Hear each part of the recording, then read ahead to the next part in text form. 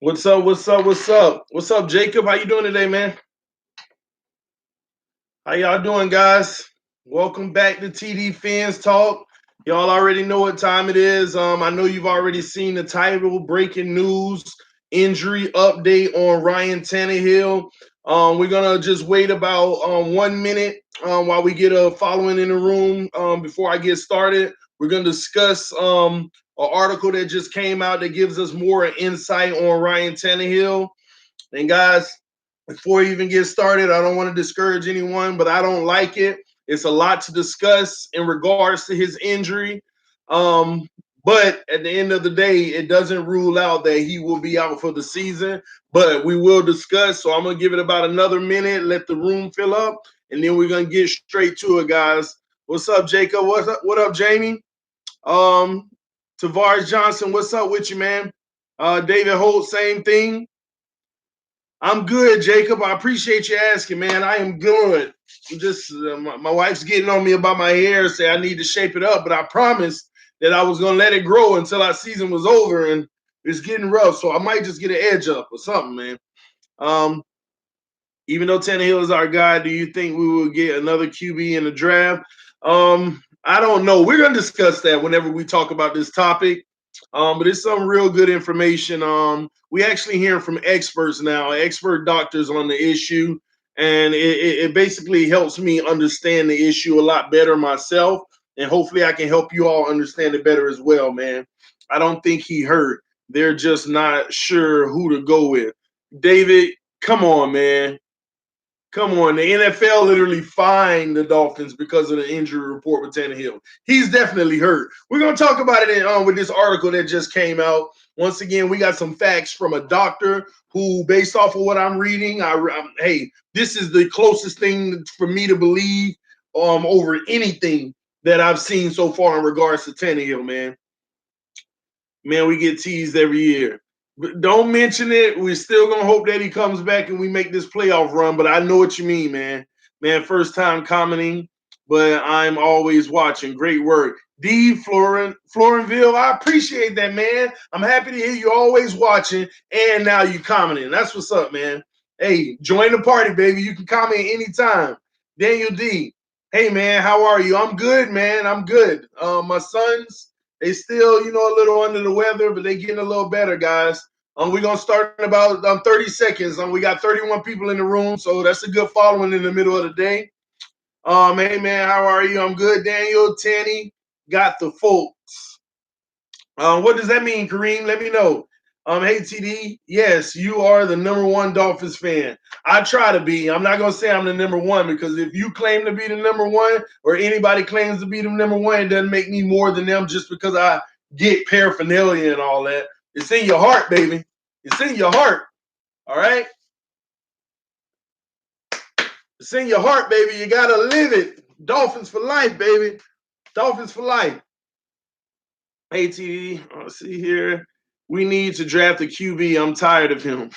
All right, hey, let's discuss it, Edwin, because we're gonna talk about options. I love this article though, because they break down a lot of stuff. All right.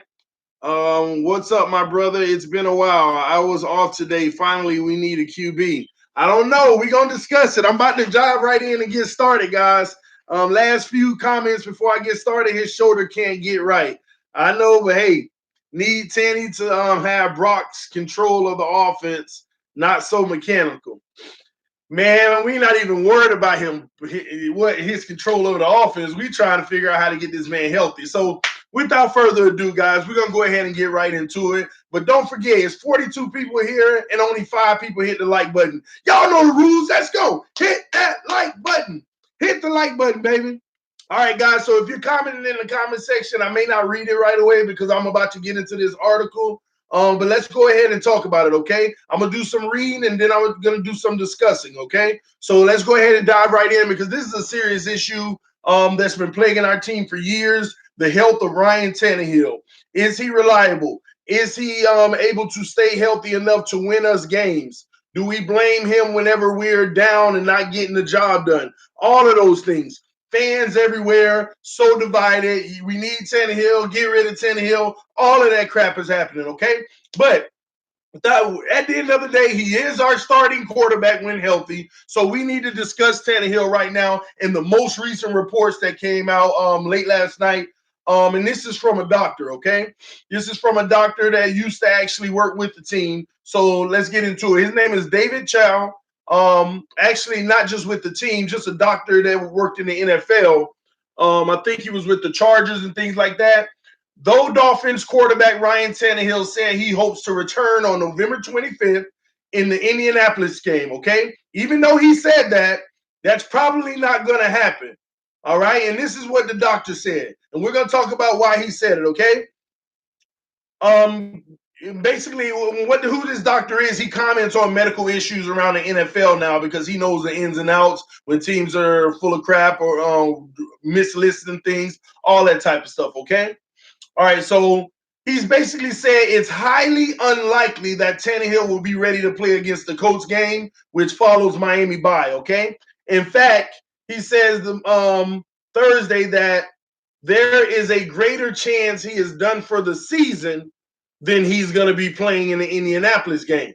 Now, he didn't say that Tannehill's done for the season. He just said there's a greater chance that Tannehill is done for the season than there is for him to actually play in the Colts game. And let me tell you why, okay? In his piece to the Union Tribune, Chow said, the news seems even worse than I thought, and he does not appear close. Tannehill does not appear close.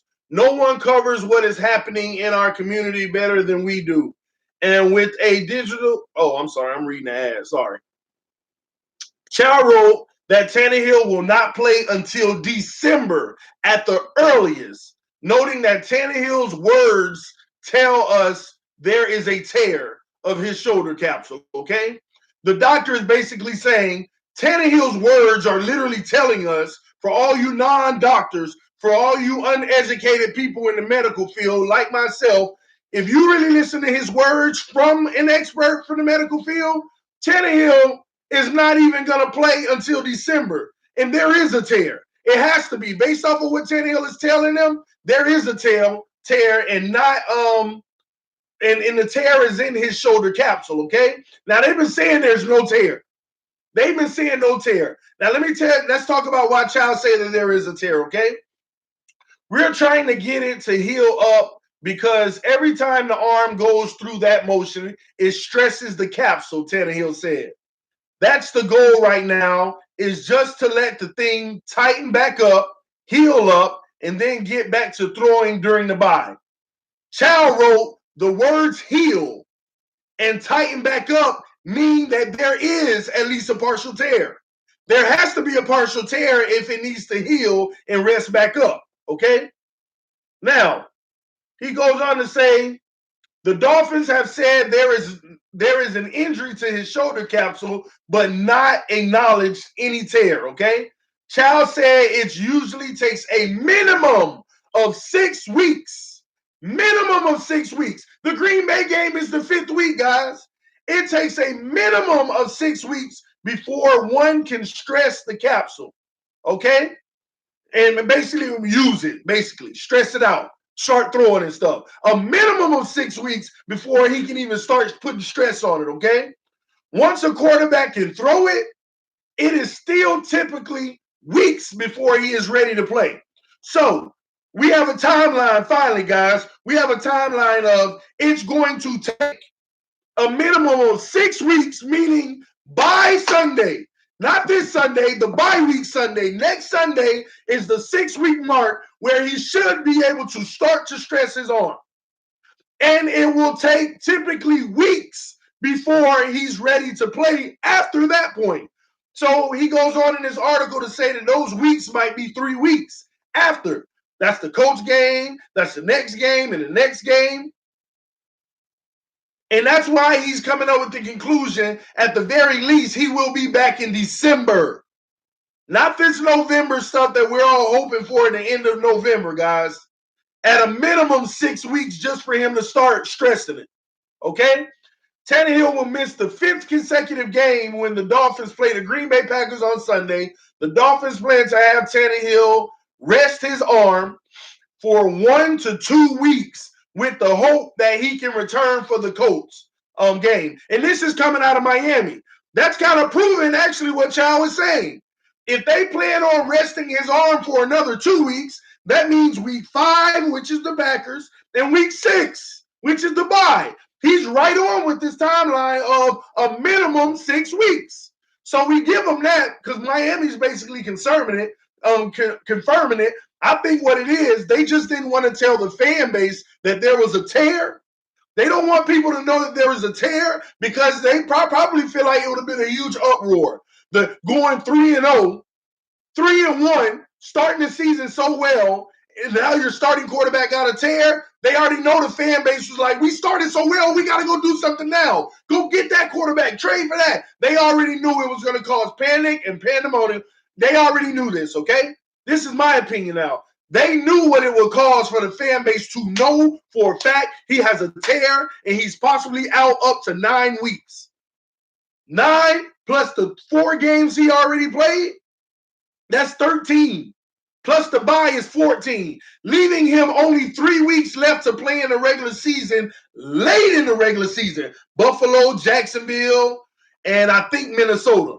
All huge games, but based off of this, it sounded like those are the 3 games you're going to get Tannehill. All this hoping he can be back for the Colts and this and that, it's all hope. It's all what they would love to see. Let me finish reading some more, guys. Chow cautions that the pattern is not to start throwing during the bye and play for the following week against the Colts. Healing is often slow, as the capsule is bathed in synovial fluid, which is the same reason rotator cuff tears tend to not heal on their own. Chow said even though Tannehill insisted the fact he was advised not to throw for now is not a setback. So that's good news. Just because they say, hey, don't throw for now, all these weeks, and that's the thing that they put us in. They put us in that position, guys. They told Tannehill, don't throw for now. Every week that we think we're getting Tannehill back, they're like, oh, well, he was told, no, just stop throwing. Don't throw for now. And what do we think? Oh, he's having more setbacks. There's more setbacks. But Chow is basically saying what's happening is not a setback. It's just a normal thing. The problem is the team isn't being upfront and honest 100% on what's going on. That it is a tear. That it is a tear, and this is the timeline for a tear. And I'm giving you the reason why I think that they don't want to say it's a tear. We already got fined by the NFL for misstating the injury in the time frame of which they supposed to acknowledge it. So you already know some shady backdoor stuff is going on. They don't want the tear to leak. And obviously it's leaking now. So at the end of the day, they're closer to the finish line than they are when he first got it. So they probably don't mind dealing with it at this point. They don't mind dealing with it at this point. Okay, everybody knows it's a tear. I won't be surprised in the next week if you hear things coming out of Gates' mouth. Well, it was really bothered. They say it could have been a slight tear. They start to change their language to what it really is because they're closer to the finish line of this injury than the start of it, okay? So that's what I think going on in that situation. You see, it's not a setback. Clearly, it is at least lack of progress. It does mean that it is lack of progress, though. Again, a minimum of 6 weeks before he can actually even put stress on it. And when he comes out on the bye next week, I think that's going to tell everything. When the Colts game comes and he's not playing, potentially, they still say that the Dolphins camp say that's the time frame. That's what they're saying. But if he doesn't play on that day, we will know the very next, or probably Tuesday of that week, Tannehill's still not throwing. He's probably done for the season. Or Tannehill just really started throwing. Think about it. 2 weeks ago, Gase actually said, we're going to get him throwing now. That's what it's supposed to be, him starting to throw. And he has been throwing, but he still hasn't been able to get the power behind it. This doctor's basically saying he shouldn't even be throwing. You're basically prolonging it. He just needs to rest it. Let me keep reading, guys. Tannehill said he continues to experience pain when he throws the football and expects to play through pain the rest of the season. But Chow said medically, Tannehill should not return to throwing until doing so does not cause pain. He shouldn't be throwing until his throwing doesn't cause pain. But yet he's throwing anyway. If he is in pain, that indicates the capsule is not healed. Thus, if he truly believes he will be in pain all season, there must be a question whether he will return at all in 2018. Because if he's in pain, that means there's still a little tear and it's not healed. So if he's going to keep being in pain, throwing the ball, he's going to be in pain until the season, to after the season, because you shouldn't be throwing the ball. This is something that has to sit and rest and do nothing. Even though as of recently this week, they told him don't throw anymore. In which he says in this article, it's not a setback. It just means it's not progress. But how can you have progress if you're automatically early going against what the doctors are telling you? You should not even be throwing that ball. It is a 6-week minimum injury. But yet in week 3 and 4, you're trying to see, you're stressing it. That's what Child's basically saying. If Tannehill does not return this season, the Dolphins have 4 options. And this is what I like about the article. They actually go into the 4 options because we all sit here and we talk about contract money and what it does and what it doesn't do. Guys, here are the 4 options that the Miami Dolphins have, okay? I'm going to tell you before I even start, I'm going to get to the 4th one, but the 4th one is the one that I keep saying that we need to go with, okay? But here are the 4 options. Number 1, if Tannehill doesn't return this season, we either keep him under terms of his contract, which would include $18.7 million base salary in 2019 with a $26.6 million cap hit. Okay? Huge cap hit. This option might be difficult to justify if Tannehill misses the final 11 games of the season after missing 19 games over the previous 2 seasons because of knee injuries. That's true. That would be a tough penny to swallow if we go that route. But option number 2, release him without a post-June designation. In that scenario, the Dolphins would have $13.4 million in dead money on its cap 2019, which isn't cool. As a result of Tannehill's contract, but would have a cap saving. We only saved technically from a cap standpoint that we can use the money, $13.2 million in 2019 and no Tannehill dead money in 2020. So basically, it would only give us 13 mil to work with. And the reality is we got to go get another quarterback anyway. And even your bum quarterback's making more than 13 these days. Y'all see what I'm saying here? Even your, they're making that kind of money. So I don't like that option. Option 3, release Tannehill with a post-June 1 designation. The Dolphins would have $7.9 million in dead money for the 2019 cap as a result of Tannehill's contract, but would have a cap saving. This is a lot more savings in that case post-June 1st. It will be saving them $18.75 million in the cap. That's what they'll be able to use. But the flip side of the scenario would be that Miami's cap would carry another $5.6 million of Tannehill's dead money in 2020. Yeah, it would give us more immediate money now, but that other $5 million or whatever, $5.6 million that we would save, it would carry on to the next year. It wouldn't save really, okay? So it'll just be spread out, in other words, okay? Now, here's the 4th option, which I keep talking about. This is the one that I'm talking about, period, okay? At the end of the day, try to convince Tannehill and his agent. It shouldn't be a hard try. Given the circumstance, if he don't come back this year, it should not be a hard try, all right? Convince Tannehill and his agent, Pat Dye, to restructure his contract and accept a lower base salary for 2019. Common sense.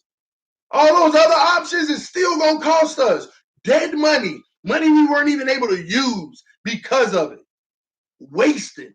When we got to go get another quarterback anyway, one that we don't even know how it's going to turn out. We don't even know what's good. What, we going to go get a color? You see what happened there? Think about it. No, you can't.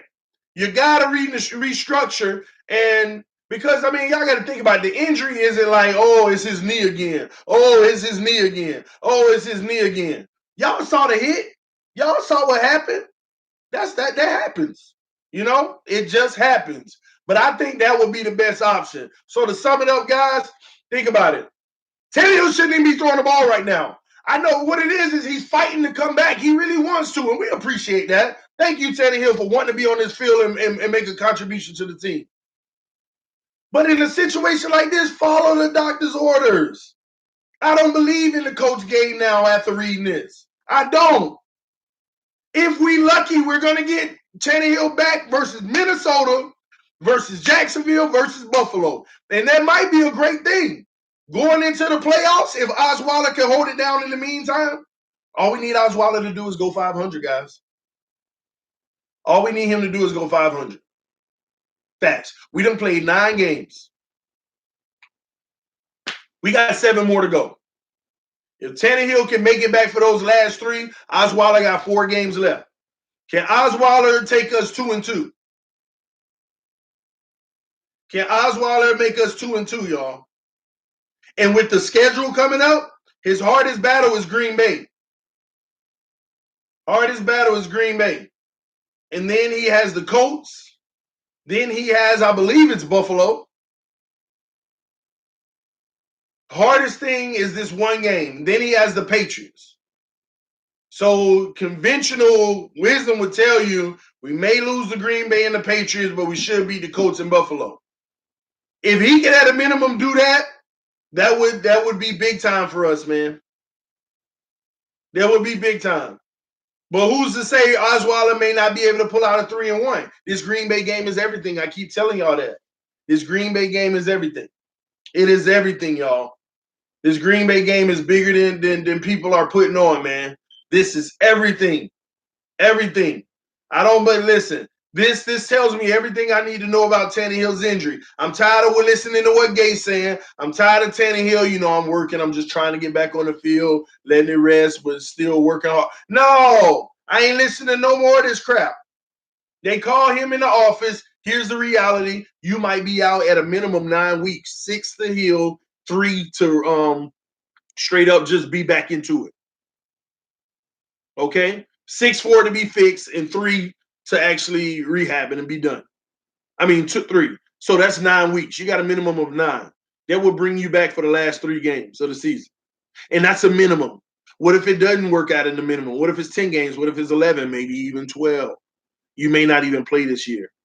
With Tannehill, we're not going to talk about this injury. We're going to prolong it. We're going to move it forward. Or it may be getting better, but he ain't got the strength yet. We're going to move this along. We don't need everybody jumping ship and just talking about, oh, we need to bring in a quarterback right now. We don't need everybody coming to you saying, all that stuff. We're just trying to eliminate. So right now, we need you to be on tune with us, with the media, and tell them, yeah, it just hurts, it's bruised or whatever. All this crap they telling us. It's not true. It's not true, man. I got this makes sense. I'm listening to a medical doctor who has worked in the NFL, okay? Medical doctor telling you what's going on. If there's any sign of pain and stuff, there is at a minimum a partial tear. There is a minimal partial tear. Because if it wasn't, it wouldn't have this situation going on. And I understand, though, through the Dolphins organization, why they may not actually portray it as a tear. Look at what will happen if we do. Y'all, come on, fan base. Y'all already know. If we would have knew this in week 4 and starting out 3-1 and we got a chance, no, we got to do something now. We got to do something now. Bring in Teddy Bridgewater. Bring in the Eagles' second quarterback. Bring in Kaepernick. Bring in this. Bring in that. Just bring somebody in. It would have been. That's what we would have did. We would have went stir crazy. We would have gone stir crazy about that. Let's be honest here. We would have needed because 3-1, starting out 3-1. The Miami Dolphins. People say we wouldn't win more than 3 games. We might can do something here. Can we bring somebody in? We might have a special team. That's what would have happened. And they wasn't trying to do that. They're not trying to bring in somebody just off a whim like they did last year. They learned they learned their lesson with Cutler. They learned it very well. And that's what's happening right now, man. That's what's happening right now, guys. But I trust what this doctor is telling us. It makes all the sense in the world. It's starting to put pieces together. Because why would the coaching staff literally be so vague about it? Well, this and that. Think about all the press conferences we've seen. Has it not been vague, guys? Just vagueness. Like, okay, maybe he'll go this week. Then they keep on. And here's what kind of pisses me off. Then they already been fined by the NFL for playing with the injury report. They just got fined $30K or something like that for playing with the injury report. Not listening correctly and all that crap. And you know what they do to us, which sucks? I'm on fantasy football, Yahoo Fantasy Football, TD Fans Talk, okay? And shout out to the league. Every week, I got Tannehill as my quarterback. He on the bench right now, obviously. And every single week on Wednesday, Tannehill changed from out to probable. Tannehill changed from probable to questionable. Tannehill changed from questionable. Sunday morning, y'all, Tannehill changed from questionable to out. They get that information from what the team listing. They know he ain't questionable. They know he gonna be out. They know he ain't probable. They know he gonna be out. You see what they doing? I'm telling y'all, read between the lines. They are trying to, this ain't to cover themselves. This is let's make sure we don't have panic and they're also doing it to the team. I wouldn't be surprised if they told Tannehill, don't tell none of your teammates. Don't just tell them, hey, it's getting a little stronger, but not quite there yet. I'm hoping that I can play this week, maybe next week. They probably even told him to string his teammates along because they don't want the locker room to get demoralized. That locker room know they need Tannehill. They know they need Tannehill. That's one thing I will tell you. Believe it or not, that locker room like Tannehill. They love Tannehill. Their receiving core loves Tannehill. That's a fact. I don't care what none of y'all say. No matter how much you dislike the guy, that locker room, those receivers and that team, they love Tannehill. They had Cutler last year. They love Tannehill. Facts. I don't like this though, man. Why can't Gase and them just be upfront and honest? I mean, I guess I keep on answering my own question. Well, we know why they're not upfront and honest because of what it could possibly cause. The panic by the fan base and things like that. And then think about it. If they said that early on, everybody really would have been off Tannehill. Bring somebody in now. Trade deadline, we would have been in an uproar if we didn't do nothing as far as quarterback. Let's call it what it is, guys. That's what's happening, man. That's what's happening. Hey, I got a lot of people in here right now. If you haven't subscribed to the channel, make sure you subscribe to the channel, man. Subscribe to TD Fans Talk. Go out, make sure you hit that subscribe button, guys. All right, but this is what's happening. And further news, guys, as far as the injury report. Same thing with Laramie Tunsil and Juwan James, okay? Both dealing with knee injuries. They were limited in practice, okay? Now, they will be sore and banged up all the way up to the game, Adam Gase said. I have to see how they're going to feel on game day before knowing for sure if they will play. Crap again. He knows if they'll be able to go or not. They know if they'll be able to go or not. They know right now on Friday, yeah, I'm still sore, but I know I can go. Yeah, I'm sore and I can't go. They know right now. Him saying this game day stuff, I think they're going to play, okay? But if Juwan James and Tunsil or either one of them doesn't play, that's what I'm talking about. He's doing this intentionally, okay? Now, I can understand that a little more because if those two don't play, come on, y'all. I ain't never seen the Miami Dolphins get embarrassed so bad. But if those two don't play, I think we'll probably have our worst performance that I've seen in the last forever. And I don't care if we done had a 50-0 game on us. Because if those two don't play, if those Green Bay, now they secondary suspect, but they D-line always trying to get at it. If those two don't play with what we already dealing with on the line, Y'all seen when Tunsil came out a few weeks ago what happened, even last week. You see when Juwan James came out. I keep telling y'all, the beautiful thing about this team early in the season was that most of the team, the starter on a scale of 1 to 10, the starter was an 8 or 8.5. And the backup was a solid 7. When it comes to left tackle and right tackle, our starter is an 8.59. That's how they've been playing because them boys been balling. I don't care what nobody say. Tunsil and James, they've been balling. They have been balling. Injuries get them sometimes, but outside of that, they've held their own. They have taken care of business, man. But their replacement is like a 4. You drop from an 8 or 8.5 to a 4. The biggest thing on the team that's like, whoa, if they go out, that's bad. Because the center and the left guard, they went out, they came in the next game, didn't do as well. Then the next game they did decent, then they got better. They've actually improved. Still ain't no 4-second line improvement, but they've improved. That's all we needed. But them two ends, oh man, I don't know what truth. Man, I might have to go get me a 12-pack of Angry Boys for this game if they don't play. A 12. Come on, y'all know what time. If y'all follow me on the live streams during the game, you already know what I'm talking about, man. You know what I'm talking about. But that would not be good. And I hope that these guys play. I hope they're healthy. But this is just the reality, y'all. I don't think we're going to see Tannehill back versus the Colts. And if we do see him back versus the Colts, what Tannehill are we going to get? What Tannehill are we going to get? Is he even healthy, or is he just trying to go out there and do something because people demanding it? I want a healthy Tannehill. I don't want no excuse. I want to see this man healthy at his best, play a full season, man. I'm done with the crap. I'm done with the crap. And Adam Gase and them seem like they're starting to spread the cap just to hide stuff.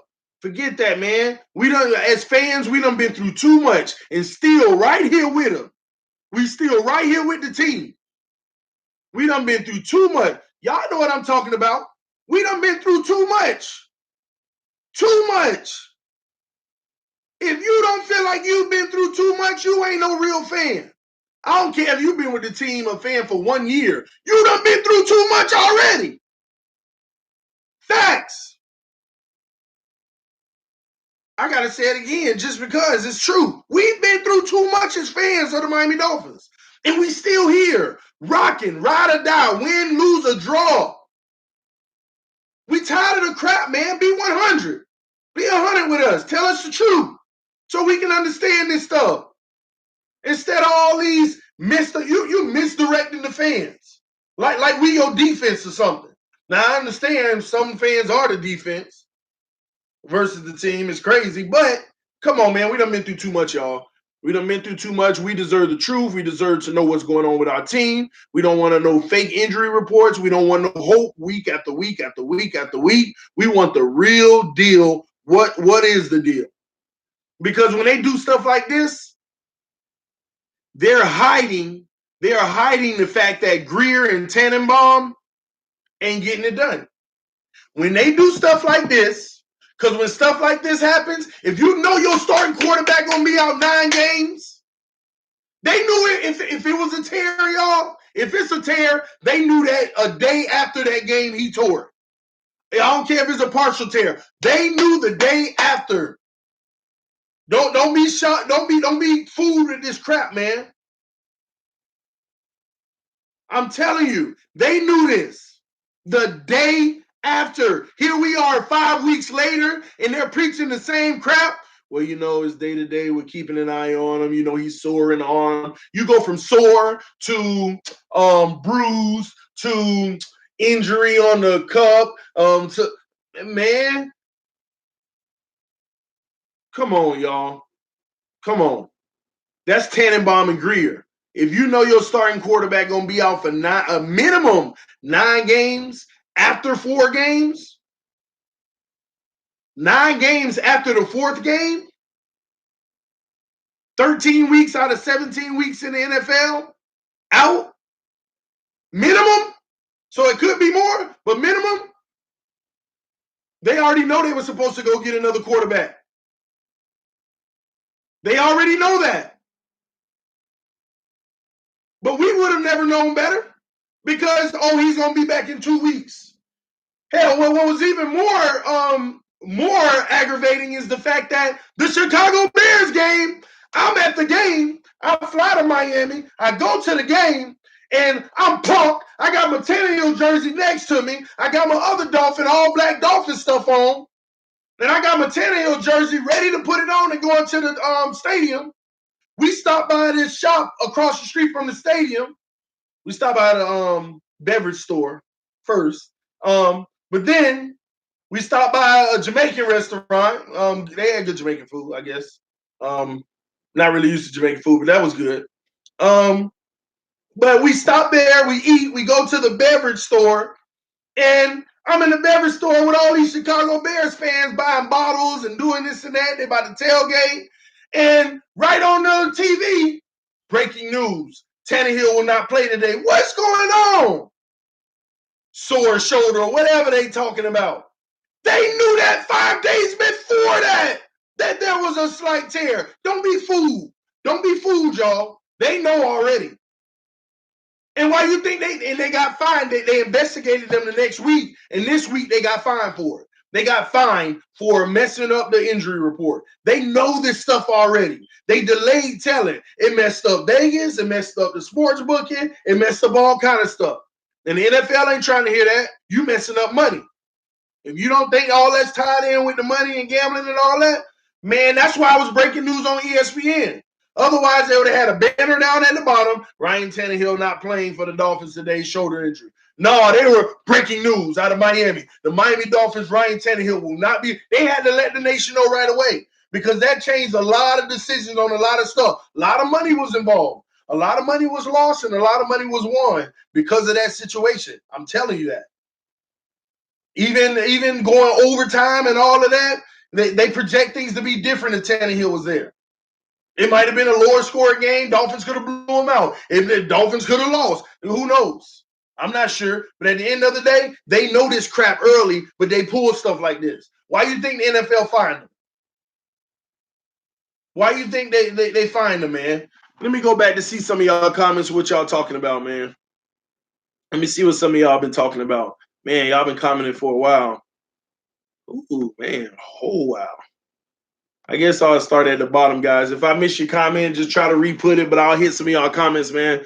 Let me start here. Dolphins reinforced defensive line, but not offensive line. Yes, we know that. That is so true. They did not now they reinforced the interior of the offensive line with the guys that we have now. Still wasn't the greatest, but it's what we could deal with our salary cap and everything. Reno, Nevada, but yes, they did show more attention on the D and not the offense. And boy, have we not been killed. Man, Reno, Nevada, tired of the crap. Tannenbaum got to go. Tannenbaum or Tannenbaum? So are you saying Tannehill and trying to say he's a bum, or are we talking about Greer and Tannenbaum? So I think I get the joke, but we got to make sure who you're talking about, which means so does Gase. You're right. The owner gives this people all kind of money, but this owner knows a lot about business, but not about football. So he gets the wrong guys that can put this team in the playoffs. Man, can't depend on the offense. Defense has to win this one again. I agree. And if Jawan James and Tunsil don't play, more than the defense has to win this. Finn's going to definitely draft a quarterback unless they think they can groom Falk to be the eventual replacement. My whole thing is I don't mind us drafting a quarterback. It's when are you going to draft them? Are you going to freaking draft the quarterback in the first round, drafting number 20, 21st, 22nd, 23rd, 20, one of those picks?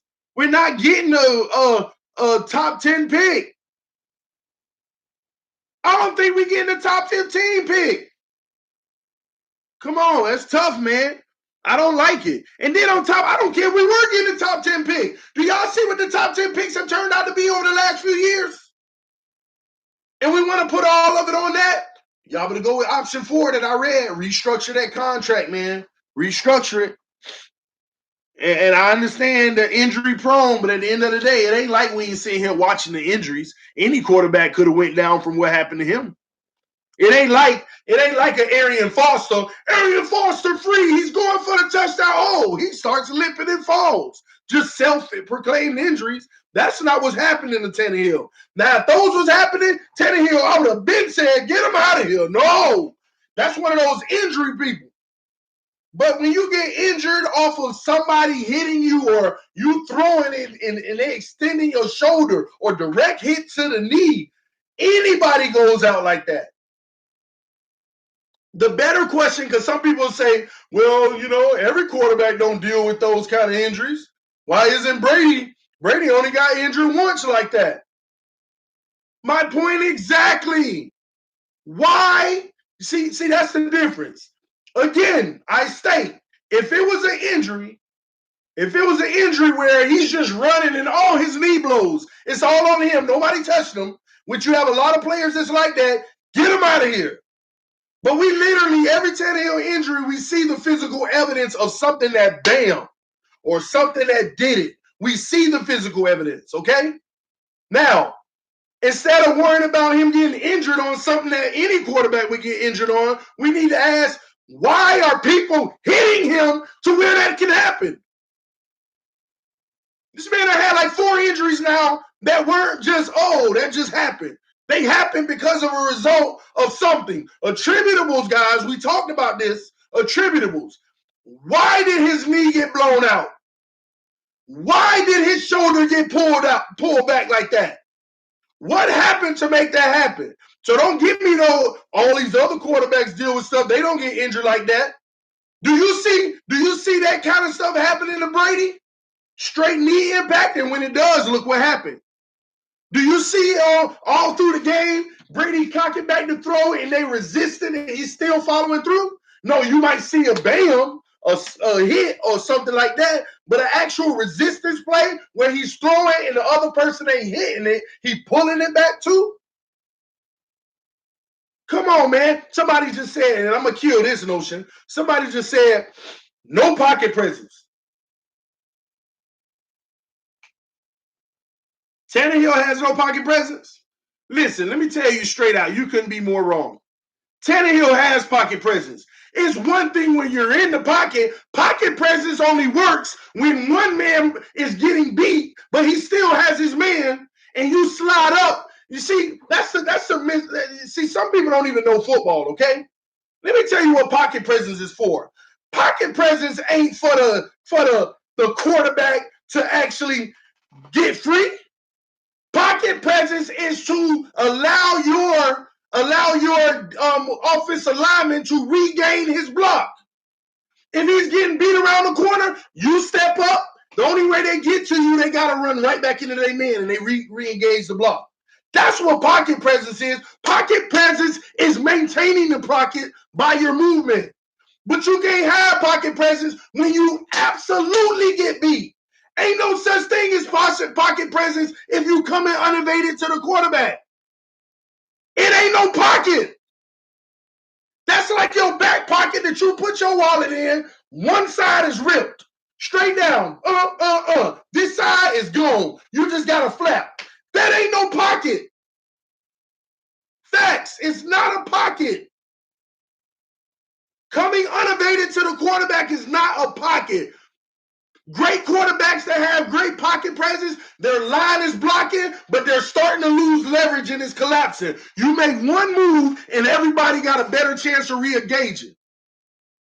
That's what it is. And somebody said he doesn't do that. The same person that said no pocket presence. I just said you can't have pocket presence if there's no pocket. Do you know how many defensive runners come uninvaded to the quarterback?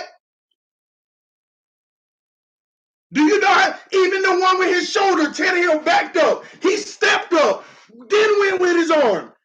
Still got beat around that corner. The guy got beat around the corner. This is football. We throw out all these terms and be like, oh, he don't have this, he don't have that. Do you even know the purpose of this or the purpose of that? Ain't no such thing. I'm going to say this one more time. There ain't no such thing as pocket presence if there ain't no pocket.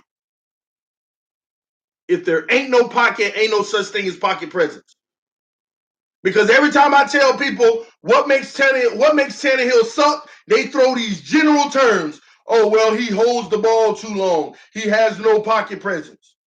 Hopefully I done debunked that pocket presence crap. But holding the ball too long, Gase said it 2 weeks ago. And yeah, Gase live right now. I usually check Gase out around 1 o'clock after it's already recorded. Because at this point with Gase, it don't matter. Gase just give you general stuff. Let me tell you, when I listen to Gase's press conferences, they make me mad. I don't learn nothing in them. I don't learn nothing in the press conferences. And when I say I don't learn anything, because let me back up. I learn a lot, but I also don't learn anything because half of the stuff I have to ask is he even telling me the truth. Devontae Parker, he's not ready to play. He's still hurt. Agent comes out. Shut that down. Then he's forced to play him, and this man look like Jerry Rice. Man looking like Calvin Johnson. Looking like Terrell Owens. Looking like Randy Moss out there. Come on, man. I don't know what to believe with Gase. That's why I just go see Gase later. I take my time and evaluate what he's saying, try to sift through what's real and what's not. What is he dodging? What is he not dodging? All of those things. Sometimes I love listening to Gase, but as of late, I don't know what's real and what's not with what he's saying. I don't get true answers. The last time I got good answers from Gase is the argument that we're talking about right now. When you sit here and tell me Tannehill holds the ball too long, finally 2 weeks ago, Gase comes out and say, well, we always put Tannehill in a bad situation. Tannehill manages games well. He throws the ball accurately. But when we're down by 20 points, we ask him to do things that nobody should ever ask a quarterback to do. We ask him to do things no quarterback should have to do. The only reason he holds the ball is because he's trying to make something happen when we're down by 20. And sometimes it works out, sometimes it doesn't. Sometimes it ends up being a sack. Sometimes it ends up being a fumble. Sometimes it ends up being an interception. We ask him to do things that quarterbacks shouldn't have to do because we always get behind. So he has to hold it longer. It's no different from a Hail Mary. Do you know how many Hail Marys should be thrown away? But look at the situation. End of the game, you're down by 6, you got 80 yards to go and 2 seconds left. Nobody's open, but you got to hold that ball as long as you can, hoping people get down there and then just sling it. That ain't no difference from being in the fourth quarter down 3 possessions with 8 minutes left. You're going to hold the ball. And how many times have Tannehill been in that situation? His whole freaking career. Think Tannehill will play in Green Bay, TD? Man, you must have just got here, John. Did you just sign in, John? Because you my guy, man. John been following me for some time, and John know what he's talking about, man. But I'll answer that because I already know the answers. You just got here. No, they're shooting for Tannehill to come back against the Colts after the bye. But with the article we just went through, the article we just saw, man, it might not be until December. The prognosis, it basically tells us we should, at a minimum, at the best case scenario, we should have Tannehill back against the Minnesota Vikings, the Jacksonville Jaguars, and the Buffalo Bills last 3 games to end the season. That's basically what it's telling us. It's basically what it's telling us. This article is from a doctor. He's giving us the facts about the medical issues of this injury. At a minimum is 6 weeks. At a minimum is 6 weeks, not to play. 6 weeks for it to not have pain. And once it doesn't have pain, then he can start throwing, which should take about another 3 weeks for the recovery. So this is a minimum 9-week injury. But we wonder why we ain't hearing none of these details or information about it until now. Because our team, our front office is getting fined by the NFL for not being honest on the injury report because they didn't want people to know this. They didn't want us to know this. Somebody said, guys, forget about Tannehill. We had enough. Well, let me ask you this, Juan, because nothing's wrong with that. That's an opinion. That's cool. But what have you had enough of? I guess I should ask that. What have you had enough of? And Juan, if you don't mind, I actually do want you to answer that, or anybody who's had enough who agrees, because I like this conversation. What have you had enough of? That's what I want to hear. Because we 7 years. 7 years of what? I need to know what the enough was. Not just general stuff. We've had enough. Enough of what? 7 years. 7 years of what? What was it that you said, oh, I can't do this anymore? Because I want to make sure that whatever the reason is that you have, that outweighs the last 20 years. That outweighs the last 20 years of what this team has given us. And I keep saying that we've had 19 quarterbacks in 20 years, but yesterday ESPN corrected me. It's been 18. 18 quarterbacks in 20 years. Tannehill took up 7. So 17 quarterbacks in 13 years. We've had 17 starting quarterbacks in 13 years. I'm trying to understand, what are you done with? Maybe I got an answer. Probably he's talking about the injury or the fake news. You've had enough of the injuries? Okay. Him stinking up the joint. Stop being delusional. Again, pay homage. I'm with you. Let's go. Let's do it. Can you put more behind him stinking up the joint? What is that called? I mean, what does it mean to stink up the joint? Well, Tannehill stinks up the joint by doing X, Y, and Z. I can't live with all the vague stuff that the people say about him, but never have any detailed information. Never. This is what kills me. No rhyme or reason. All you do is see the surface, nothing that causes the surface. So I'm open. My TD is an open brain, man. My mind is open. You can change my opinion about anything as long as it makes sense. As long as when I come with a rebuttal, you can say, well, I understand your rebuttal, but this and that. And you might make me say, man, I didn't think of it that way. That makes so much sense. But at least attempt to. It kills me. I keep every time somebody talks bad about Tannehill, I'm defending nothing. I'm just defending general statements. He sucks. How does he suck? This and that. Tell me about it. I'm trying to figure that out. Enough of Gase's offensive calling. Brock can't get the ball on the long pass to Kenny Stills. I don't think he has enough arm, TD. He doesn't, but guess who does? I don't have to say it. You can put God out there, and he still wouldn't play good with this line.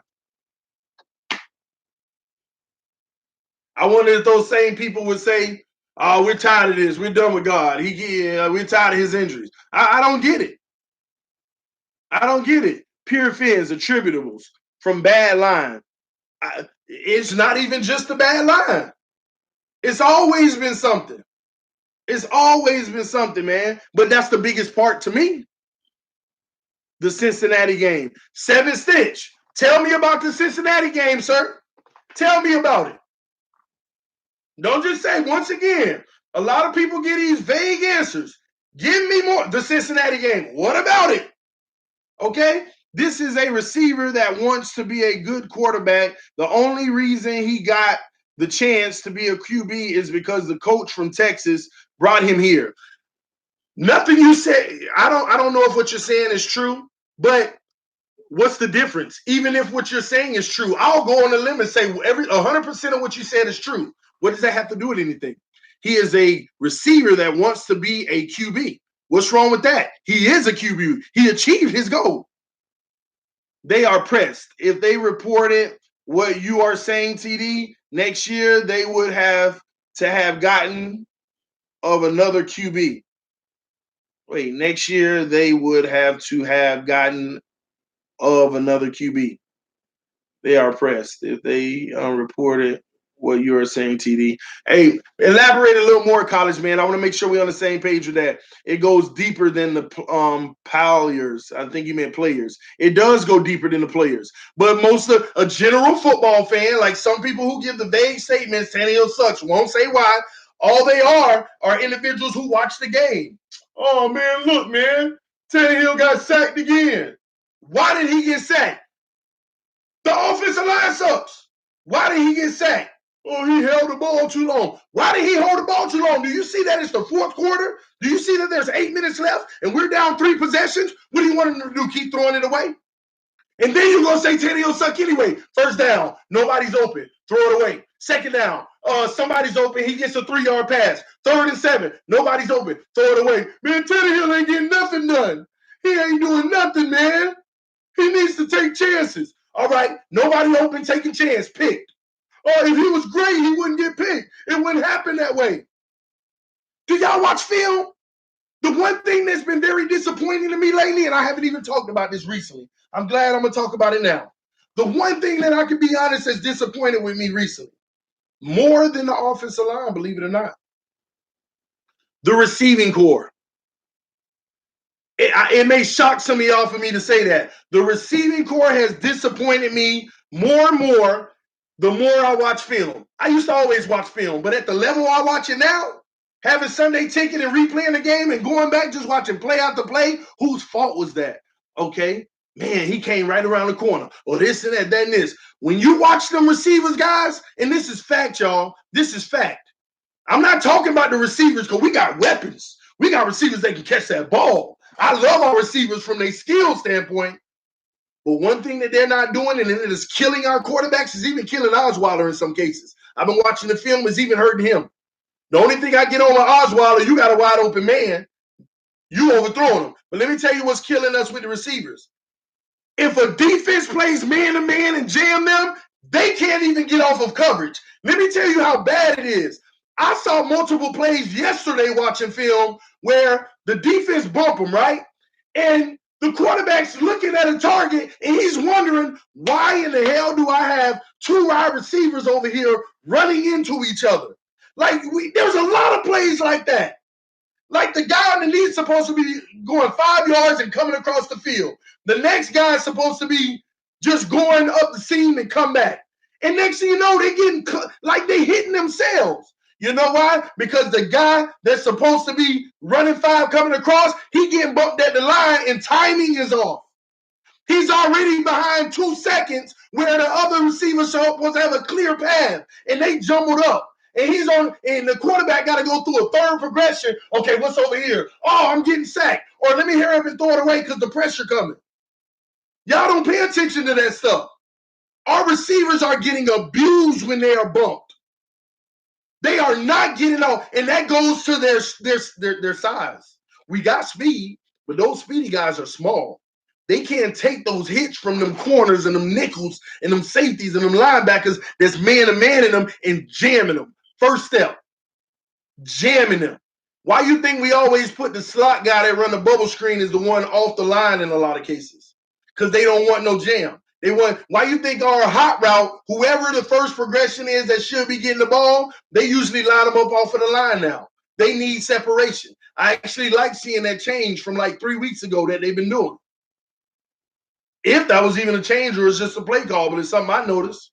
But the receivers can't get off of their block. Get off of their defender. It's been atrocious, y'all. Go look at the film. I am telling y'all, go look at the film. You'll sit there and be like, man, Jakeem Grant getting manhandled all over this field. He's supposed to be coming across the field. They hit him so hard on the line, he had to readjust his route to get over there. Albert Wilson's been the same, guys. And Kenny Stills, the only time they don't do it to Kenny Stills because they know that if you bump Kenny and he does slip out, he gonna burn you. He gonna get but Kenny Stills always on the outside. So the ball takes longer to get out there so they don't mind playing off. But those inside guys, they're getting abused, man. They are getting abused.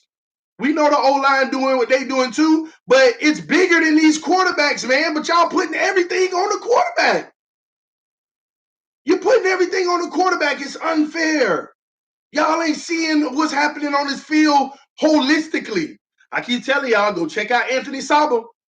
He got a channel, YouTube channel, Anthony Saba. He'll give you some inside information. Even big plays, he'll show you what certain people did wrong that could have ruined it.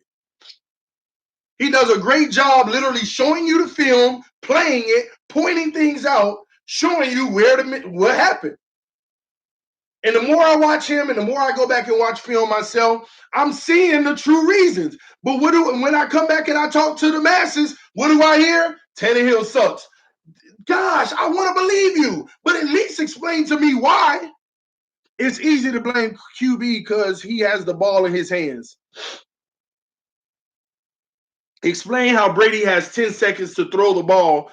Well, he don't have 10. I think on the quarterback rating thing, he had like 4.8 seconds to throw the ball, which is one of the highest in the league. But that is a long time. 1, 2, 3, 4. And that's not if he don't step up at that point and buy himself that 10 that you're talking about. But quarterbacks that play against us, they be having like 10. It'd be funny. They be sitting back there all day. Man, and the crazy thing is we have excellent coverage. Because if a quarterback needs all day, if they get 10 seconds, that means your coverage is good. But all coverage will break down after about 5 seconds. People that ran their route, okay, let me look at all the defenders. Everybody behind me, let me beeline this way. I can get a comeback or something. Everything there, that's always going to break down. That's why pass rush is important. Let me go back, man. I missed the second half of the comment. Why you think? Explain how Brady has 10 seconds to throw the ball and never moves off the spot. I've never seen Brady get hit and connect with anyone. You're so right. Like Brady literally be back there jumping. But Brady be like this, like he a boxer playing around. Muhammad Ali just floating, just be back there floating. Oh, there's a man. Oh, and what's crazy is Brady got so much time he gets selection. Oh, he's open, but he's going to be open for another 3 seconds. So let me see if that deeper route gets open. It's not. Let me hit him. Oh, it is. Brady got time to sit back there and write a book on time. It's crazy. I'm telling you, all these elite quarterbacks would be different if they didn't have that time. Not saying they still wouldn't be great, but they wouldn't be as great. Facts. It's a fact. I used this analogy yesterday. Not even an analogy, facts. We talk about the Le'Veon Bell situation. Because people talk about we should bring Le'Veon Bell in, and I said I caution y'all thinking that. Slow down. Let's look at history for a second. Nobody want to talk. All you want to see is Le'Veon Bell equals leading rusher, looked good. Bring him in. Woo! That's all you see. And then you wonder why that same great player comes to your team and starts playing bummish. And it ain't their fault most of the time. It's not even their fault. It's your fault for even thinking they were who they weren't. You got to look at the whole situation. Look at his replacement right now in Pittsburgh. His replacement is balling out. Breaking Le'Veon Bell's records. Le'Veon, I'm going to sit out. They need me. Do you see what's happening? Now they trying to figure out a way for him not to come back. Do you see what's happening with his replacement? Come on, man. Now I might as well ask y'all, do you want Le'Veon Bell or do you want his replacement? Which one you want? Because the replacement doing better. Oh, but he don't have as long of tenure doing it, right? But he's younger. And then on top of it, take it a step further, because he kneeled. I don't know. But take it a step further, look at the Dallas Cowboys situation. Dak Prescott and Ezekiel Elliott, first year in the NFL. First year in the NFL, breaking records, looking like the next Emmett and Troy Aikman. Ezekiel Elliott, breaking records. Oh, he's the future. He's everything. He's going to be better than all the big names. Why he ain't running so great right now? Because if he was a free agent after that rookie year, y'all have been talking about bring Ezekiel Elliott in. Man, that's going to be huge. Oh, my gosh, oh, my gosh, oh, my gosh. It's not always the runner. Football is the one sport that you got to rely on everybody else to do their job for you to be successful. But y'all treating it like it's the NBA and you can just have this one star. You think Brady is a star? How about you give him a bad receiving core and y'all, well, he do have nobodies. No, those guys are no-name reliables. They catch the ball. Are they dropping the ball? What if he had a receiving core that had a dropping the ball problem? What if he had a sucky offensive line? But back to Ezekiel Elliott's situation. Now he ain't looking as great. But let's go to history on why. Let's go to history on why. Why he not looking as great. Before Ezekiel Elliott came in the NFL, who was the running back for the Cowboys that was breaking records and looking amazing? They just ain't want to pay him the money. DeMarco Murray. Zeke top 5 right now. Look what they doing to the man.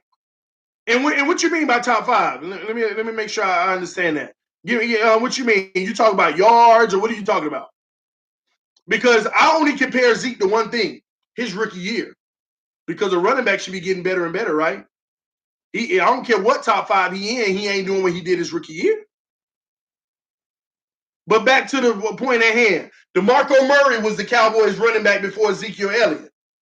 Balling out. DeMarco Murray was balling out. They didn't want to pay the man the money. They got rid of him. Ezekiel Elliott balled out. What's the one constant in that situation? The offensive line. Le'Veon Bell balled out. His replacement balling out even more. Nobody seen this coming. What's the common theme? The offensive line. So what are we doing here? We're going to keep giving these guys the praise when the reality is their offensive line is getting it done for them? Zeke's rookie year, this man was running through holes that I could drive a truck through. Facts. Running through holes I could drive a truck through. Then people like, no, man, that's crap because Zeke was running people over. Of course you're going to run people over. You're going to run people over when you're running through an 8-foot hole at full speed with nobody slowing you down. And now you got a linebacker like, oh, there he goes, going, just starting their momentum, getting ran over. Of course you're going to run somebody over. Now let that offensive line suck and he got to weave through holes. He ain't running nobody over. He getting hit and they balling maybe forward because he good, maybe forward, maybe to the side.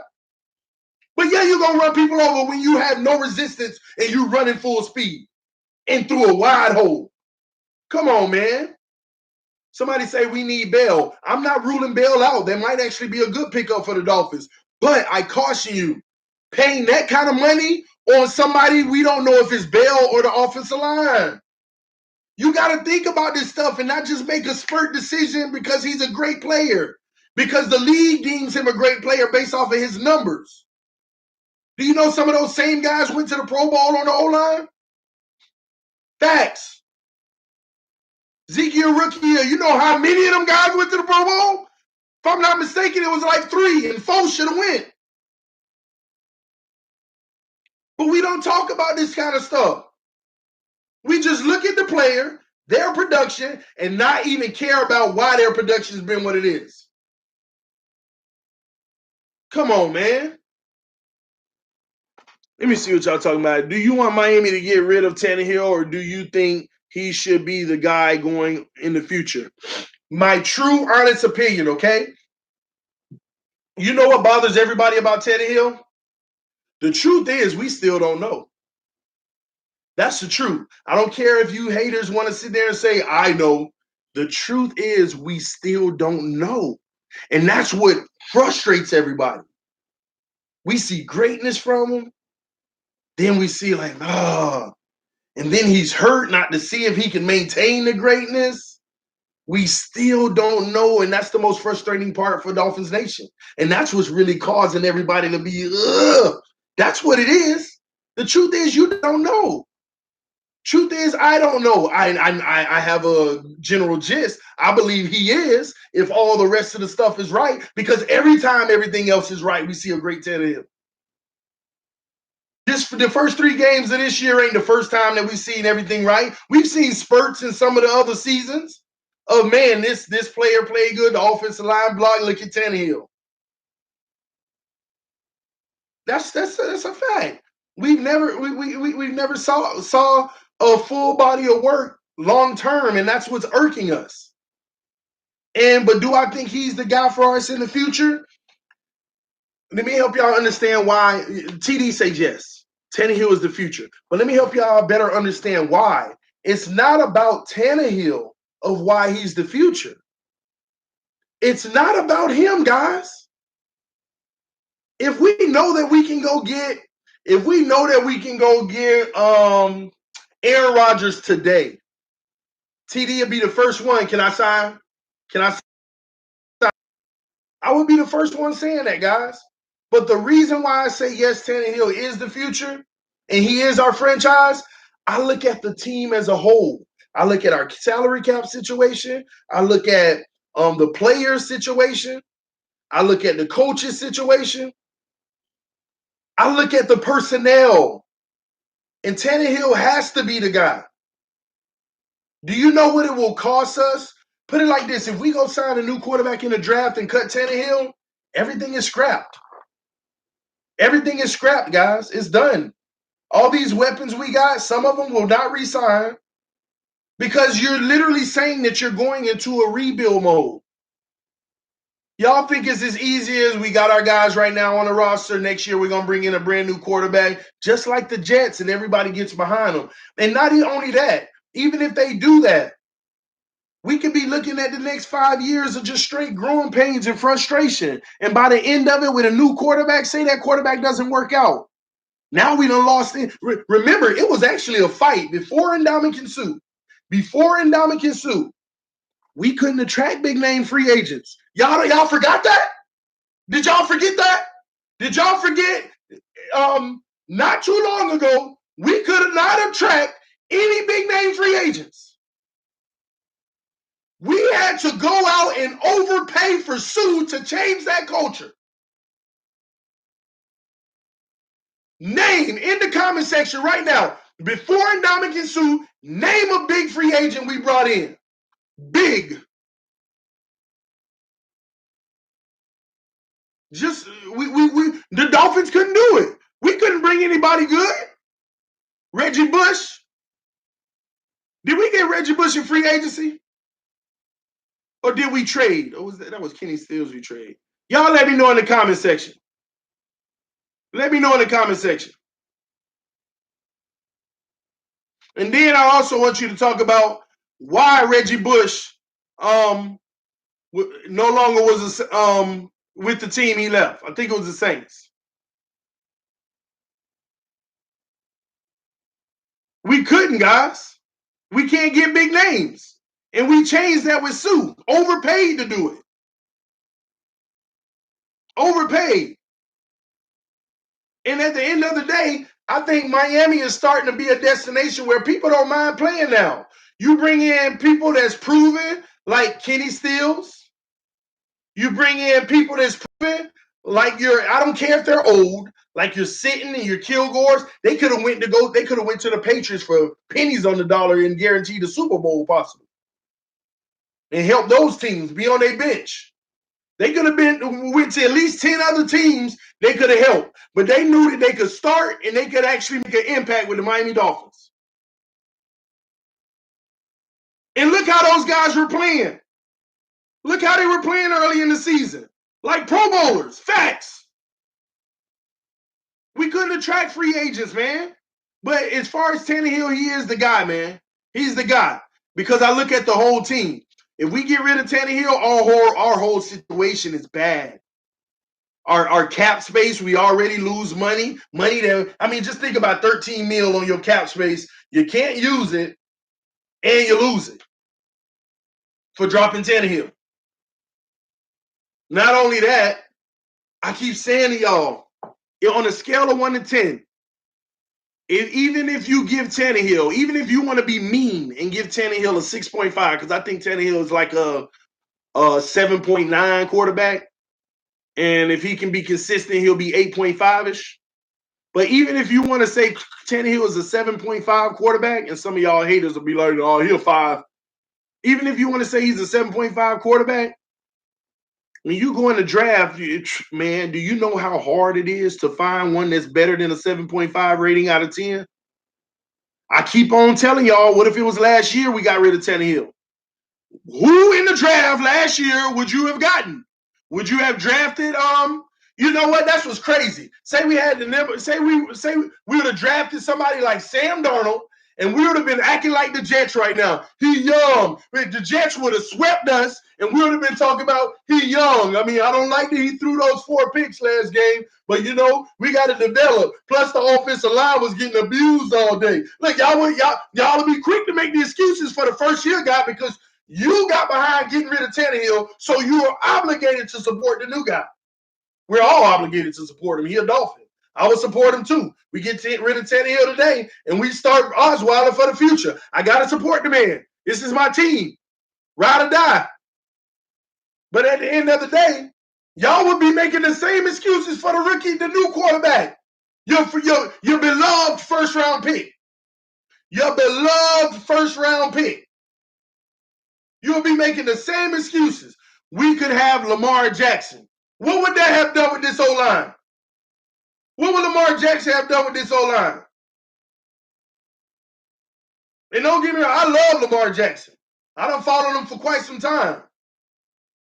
And plus he's from the crib. But what would he have done in this offense? In this team? No, we don't know, man.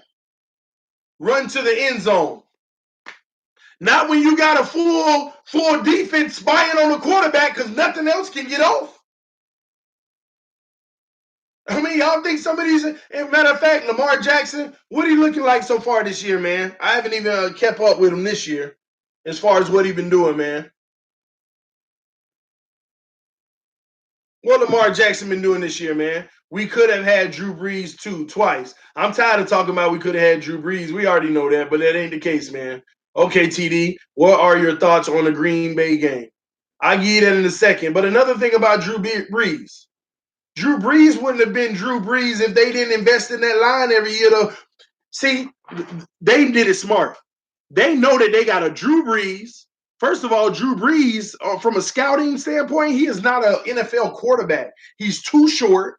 He got to literally every play. This is a fact. But this is how he play. He got to put that chin up to make sure he sees everybody. That also adds to his greatness, just to have deficiencies like that and get it done. But the Saints ain't no stupid fools. They went and invested almost everything they got and put it on the O-line.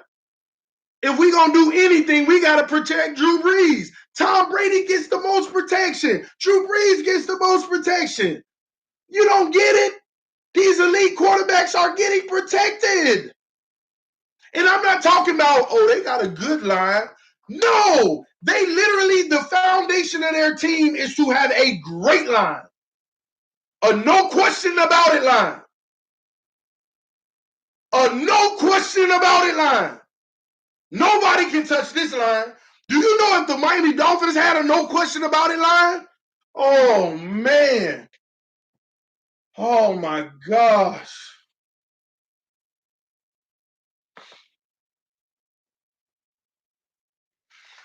Y'all don't get it, man. Y'all don't get it. I'm tired of having to explain this. The differences between those teams and our team. In the draft, all first-round picks have to be offensive or defensive linemen.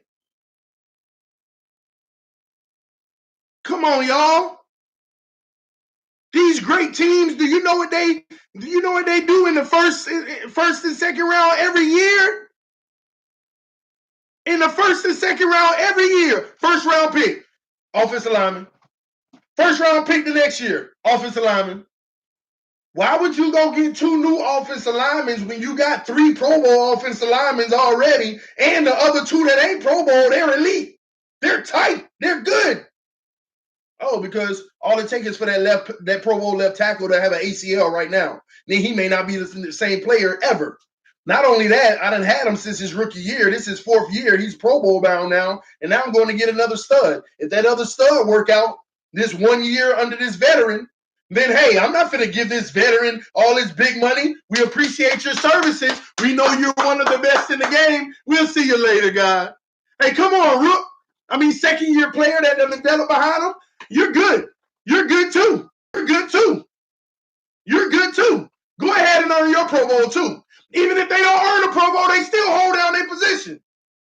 Next year, first round, offensive lineman. They ain't no fools. Y'all think you gonna get the best left tackle in the game, and all of a sudden you got that position locked down for 6 years, 5 years. That's insanity. Anytime you see a big 5-year, $100 million contract, trust me, only 3 years of it's probably gonna be honored. Facts. Come on. Man. Guys, first round picks should always be reserved for your offensive or defensive line. We need a QB in this draft, in my opinion. I agree. The question here is what round? What round are we talking about? Are all y'all talking about going for bust in the first round? First round, quarterback. At number 20, 22, drafting at number 22, drafting at number 23, 24, 25, depending on how well we do. Somebody said fourth or fifth. I like that. But if you're going in the draft for a fourth or fifth round, you also have to believe in your head Tannehill ain't done. Because if you're going in the fourth or fifth round to get a quarterback, then you're automatically conceding to Tannehill ain't done. Are you saying go get one in the later round to start?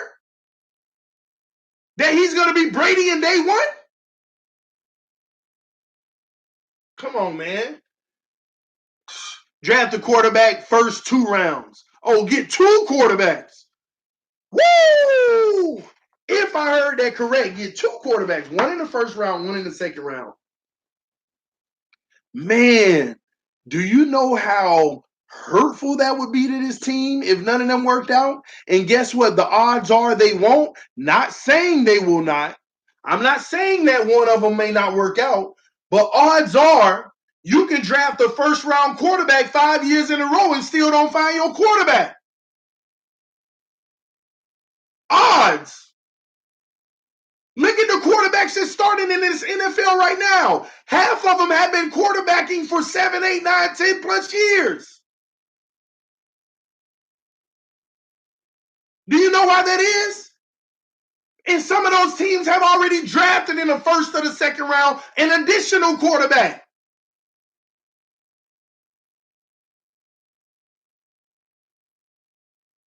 Man, I don't say get one in the first round or the second round. Here's why. I say you go get a quarterback in the 4th round, maybe. A real good one that you actually see promise, and if things turn, the upside goes right, that they can maybe take on the team if your starter goes out and they can earn that starting position. Right now, the Dolphins shouldn't be looking for anyone but a replacement if the starter gets hurt, and that replacement is capable of developing so well that he can possibly steal the starting position. That's what you have to look at in a later round. But why would you give away almost – see, put it like this. Finding a quarterback in the first round, and this is a guess statistic, so it's not accurate, but based off of what we've seen, I'm probably not far off. You probably have a 3 or 4% chance in the first round, picking after number 15, a 3 or 4% chance of finding your guy for your future that leads the way and actually gets it done. I ain't talking about lead the way and is your future, they 13 years and they never was the answer. I'm talking about the guy. You got like a 2 or 3% chance of that happening. Second round, less than a 0.5% chance. But guess what? An offensive lineman in the first round, you got at least a 35 to 40% chance they're going to be a stud. Because no draft picks are great percentages, guys. If you go look at history, even your number 1 overall pick, first round, number 1 pick is less than 50% of working out. 5 years later in the league, making it. 5 years in the league, actually still being that guy. Not one position you can find in the NFL other than maybe kicker. Not one position you can find in the NFL where you got more than a 50% chance of them being the guy. Not one. The draft is a risk regardless. But why would you take the odds of a 3% chance on a great quarterback instead of a 40% chance on a great offensive lineman? Second round, same thing. First and second round, man, you should be going for offense or defensive lineman. That's just my thought. Unless you finding the best linebacker out there, unless you finding the best safety out there, unless they're number one in that position, you don't do it. And we're drafting in the 20s probably this year. You don't sit there and waste a first round pick on a quarterback in the 20s when the first three of them going to be going early. And y'all already know we ain't got no great quarterbacks coming out after maybe the top 2 or 3 this year. Y'all already know this. Y'all be the same ones on draft day when we draft this no-name quarterback. I'm happy we drafted a quarterback, but who in the heck is this? You asked for it. Who else you want them to go get? Whoever they go get, you aren't going to know who they are. You don't know their name right now. When they call their name next year in the draft, you ain't going to know who they are. There's a great chance you have no idea who the guy's going to be. When they announce it, you can be like, you're going to be just like most people watching the TV when they show the highlights and going to be getting excited about some of the throws you see. Oh, man, pretty accurate. Oh, they say he just needs to do better with his pocket awareness. They say he needs to, he just came off an injury, but he got potential. Oh, you going to get another Tannehill that already had problems? Killing me, man. Some of the best quarterbacks in the NFL were a late round pick. I agree. But did they start for their team in year one? Did they start in year one? No, they didn't. Tannehill ain't going nowhere, y'all, unless he's out for the rest of the season. And I don't even like say Tannehill has an injury where he can't play football no more. I don't even like us going in the draft this year to get a quarterback. I would rather us waste some assets and go trade for one. Something we already know. I mean, I think people really don't understand how difficult it is to find your guy in the draft. How many people miss? What's up, Osflex? How many people miss on that, man? I want Tim Tebow. I ain't gonna lie, I wish Tebow was in the league. If Parker balls out the rest of the season, do you think he should still trade him? Man, that's a good question because his salary, man, it's the amount of money that he's going to be costing us. I think they need to go ahead and get trade him for another asset on the offensive defensive line or a really good linebacker. That's what but we need Parker to ball out. They should have him on that field and targeting him as much as possible. Get his value up. Get his value up. Okay. There you go again. I think he meant there. Hey, TD. All right. Osweiler can't throw more than 10 yards downfield. I disagree. I think his range is about 12 yards. That ain't saying much of a disagreement. Play fails. I'm scared to even play anybody else. Just to mix things up, have a new look. I'm scared to do that. Maybe we should have started fails when Tannehill went out from the get-go. So that I don't like the thought of fails coming in now. Even though Brock had that terrible game, but y'all got to stop getting on quarterbacks for having one terrible game. Tannehill looked terrible against New England, and we were gone. That was it for Tannehill. But we forget the first 3 games, how poised he looked, how calm he looked, how he was commanding the offense, how he was moving the ball. Y'all forgetting that, man. Greer is the best quarterback in this draft, in my opinion. But will we be able to get him? No. What is Luke Falk like, TD? What is Luke Falk like? I don't know what this guy is like. The only thing I can go do some research on Luke Falk, but I'm not wasting my time doing research on somebody that probably I don't believe going to be on this roster. I maintain my opinion that Luke Falk was brought in as an information hub for us to know about the team we were about to play. Because it's ironic that we about to play his team, we pick him up. And then as soon as we play the team, the very next day, hey, place him on IR. Why didn't we put him on IR for the get-go? The day we signed him. They already knew. Come on, man. Dolphins need a better QB. Define better. And then give me your thought on how can we get a better, who can we get better, and make sure that answer does not consist of us hoping or taking a chance. Well, I hope this guy, we go in the draft, that's our hope. What the Dolphins need is the no. the knowing of what you have, not redoing something, going to get one in the draft. Let's see. First game, they throw 3 picks. Well, he's a rookie. Okay. Well, we're going to give him his whole first year to make excuses. Second year, oh, he looks at you. And the crazy thing is, what y'all fail to realize is you're going to see progression every year from these young guys. But that progression still never gets to where what you need. You can go get a rookie right now. If Tannehill is up here and that rookie is there, and y'all say the rookie got a higher ceiling, you might see this up for 5 years, 6 years, 7 years. And it's amazing that he may be just as good or on Tannehill's level after 7 years, and you see improvement. But then all of a sudden, did we just wait 7 years? Did we just wait 7 years? And now we got to get this guy the biggest contract he's ever wanted. And will he even eclipse that? Will he even eclipse it? And the money's going to be bigger by the time that happened.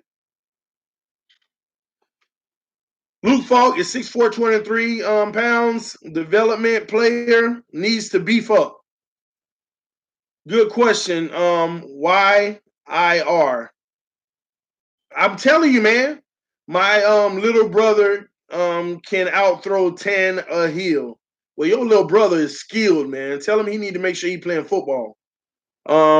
Grant needs to be more involved. It's hard for Grant to be involved when he can't get off the line of scrimmage. Go watch the film, y'all. I'm telling you, Grant is getting abused by these corners. The only time Grant is successful is that they playing off and he has a free way to run. If they jam him, which they're doing now ever since the Chicago game, after that, they've been jamming our receivers because they small. And when you go watch the film, it's actually embarrassing. It's actually embarrassing, y'all. They've been getting jammed up. It's not on coaches to get him involved. He got to get himself open. Tannehill been capped out. How can we say he's been capped out when we've never even seen him throughout with the healthy, everything around him healthy? We need to go get Cap. Everybody keeps saying go get Cap. Somebody who ain't been in the league for a while. And I always point to, forget all the politics behind it. I'm a realist, man. I point to how was Cap playing before he wasn't in the league. Hell, if you ask me, Tannehill played better than Cap the year before he left. The year before Kaepernick left the league, Tannehill plays better than that. Come on, man. All politics aside, facts are facts. Look at how he was playing the year before. Forget the politics. I'm a Dolphin fan here. Y'all saying you want him on the team. Come on, man. Come on. Come on, man. Should he be in this league? Absolutely. But at the end of the day, not on my team, not over Tannehill. Now, if you talk about bringing him in as a replacement instead of Osweiler, oh, absolutely. Hey, that might be a pickup. That might be a pickup, but I tell you what, when Tannehill get back, don't be playing them games. Don't play them games. Ain't none of y'all can argue that with me. You sit here and argue that with me, then you just being a favorite. You just being biased on wanting him to be on his team over Tannehill. No.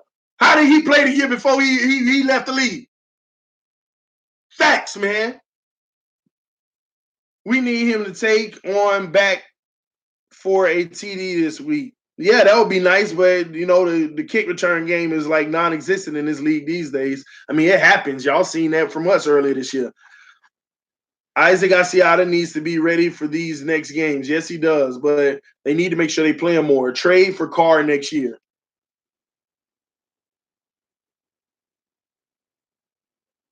I'm gonna ignore that one. Brian John Cox, more Drake. Drake isn't trusted right now, man. They're not trusting Drake. They do not trust Drake. They are not trusting Drake after that fumble in Chicago. I'm telling you, man. It's going a long way. They're putting this man out of receiver. They are giving Gore the bulk of the workload, but they're making it seem even by just keeping Drake on the field. People putting these stats. Everybody keeps saying Drake ain't been getting carries. He got one more snap than Gore, actually. That's that receiver, buddy. And then whenever he is back there by himself and running back, it's a throw and play action. Trust me. Grant and Wilson are complementary players when our wide receivers are supposed to open things up. I agree. They're good, though. They're good complementary receivers. But once again, they got to get open. They got to get off that line. Y'all don't understand. When you get jammed at the line and you don't get off of it right away, you done already lost 2 seconds. And our line ain't nothing but a 2.5-second line. And you get pushed back, and now you fighting. Now you starting your route. Man, I done saw some replays that I didn't see real time. I'm actually here on the live stream with y'all. I'm watching the play. I'm watching the quarterback back to pass. I'm watching the ball in the air. Who got it? I'm not watching all that other stuff that's happening on the field. I'm watching that overthrow by 8 feet for a wide open guy. I'm not watching down below, man. Forget who he threw it to. Look at what's happening on the opposite side that nobody would have paid attention to because you're just watching the game. They are getting manhandled. He was the only guy open. Everybody else were getting jammed and couldn't even get off the line. Why we got 2 players running into each other on multiple plays? What in the heck is going on? Nobody talking about that. You know why? Because nobody sees it. But guess who sees it? Tannehill and Osweiler, when they back the pass, and they like, what the hell? And then they got to go to a third option. They see it, but y'all don't see it. But guess what y'all say after the game? Man, they ain't throwing the ball. They ain't doing this. They ain't doing that. You're not in their eyes. Go watch film. If you watch film, it'll open your eyes. You good, Estevan? Welcome, man. Get rid of Tannehill. Start fails. Another reason they don't trust Drake, O-line. That too, because Drake does need a good O-line to get it done. Drake is a calm, good rusher. Drake, you give him the holes, he gonna find it. He gonna pick up a 7, 8, 9, 7, 8, 9, maybe a 10. Drake is a good running back, but once again, you need everything in front of him to be good too. Gore, you can be decent in front of him. Gore's like, I don't see nothing open, but let me hop over here. Oh, that's a hole. Okay, I'm jumbled in here, surrounded. Let me hop over here. Y'all notice how Gore running? Gore ain't hitting a hole and going. Gore, running. He's going through patiently. And when he see the light, burst before he get tackled. That's what's happening. Drake is the same situation as Tannehill. They need that line to be good for them to be good. Gore is that, and then you do have quarterbacks like Gore, where even if the line ain't good, well, I ain't gonna say quarterbacks. You have coaches that even if the line ain't good, they can put their quarterback in a great situation. Look at the Chicago Bears game. Best game Gates called. And it just wasn't just because Albert Wilson was going off. He put Albert Wilson, he put Osweiler, he put all those guys in a great position with the play calling. Quick short passes, not letting Khalil Mack get off. Khalil Mack didn't touch Osweiler the whole game. One of the best defensive rushers in the NFL, Khalil Mack. Didn't touch him once. Not even a pass complete and a little brush. Didn't touch him once. Why? Because Gates called a great game. Our offensive line wasn't great that game, but they looked great. You know why? Because the play calling masked a lot of the weaknesses. Football is bigger than you just looking at a player and making an opinion just like that. We all guilty of it. I watched the game right here with y'all, and I criticize players. I praise players. But when you go watch film, further analysis, you see it's a different picture sometimes. Man, I got on him about that, but that's why it happened. That would have never happened if he wouldn't have let him free. Especially turnovers, guys. Do you know how many times like Jerome Baker would be like, Jerome Baker got the fumble. Let's go, Jerome Baker. Forget Jerome Baker. He's been playing well as of late, but forget Jerome Baker. Did you not see Kiko cause it? Did you? Oh, he got the pick. Did you not see how he got the pick? Did you not literally just see Cam Wake come around that corner and the quarterback was like, oh, and just throw it? No. Most fans are surface fans. They see what they see and draw their opinion off it versus why did what they see happen? Why did that happen? How did we get that 21-yard rush?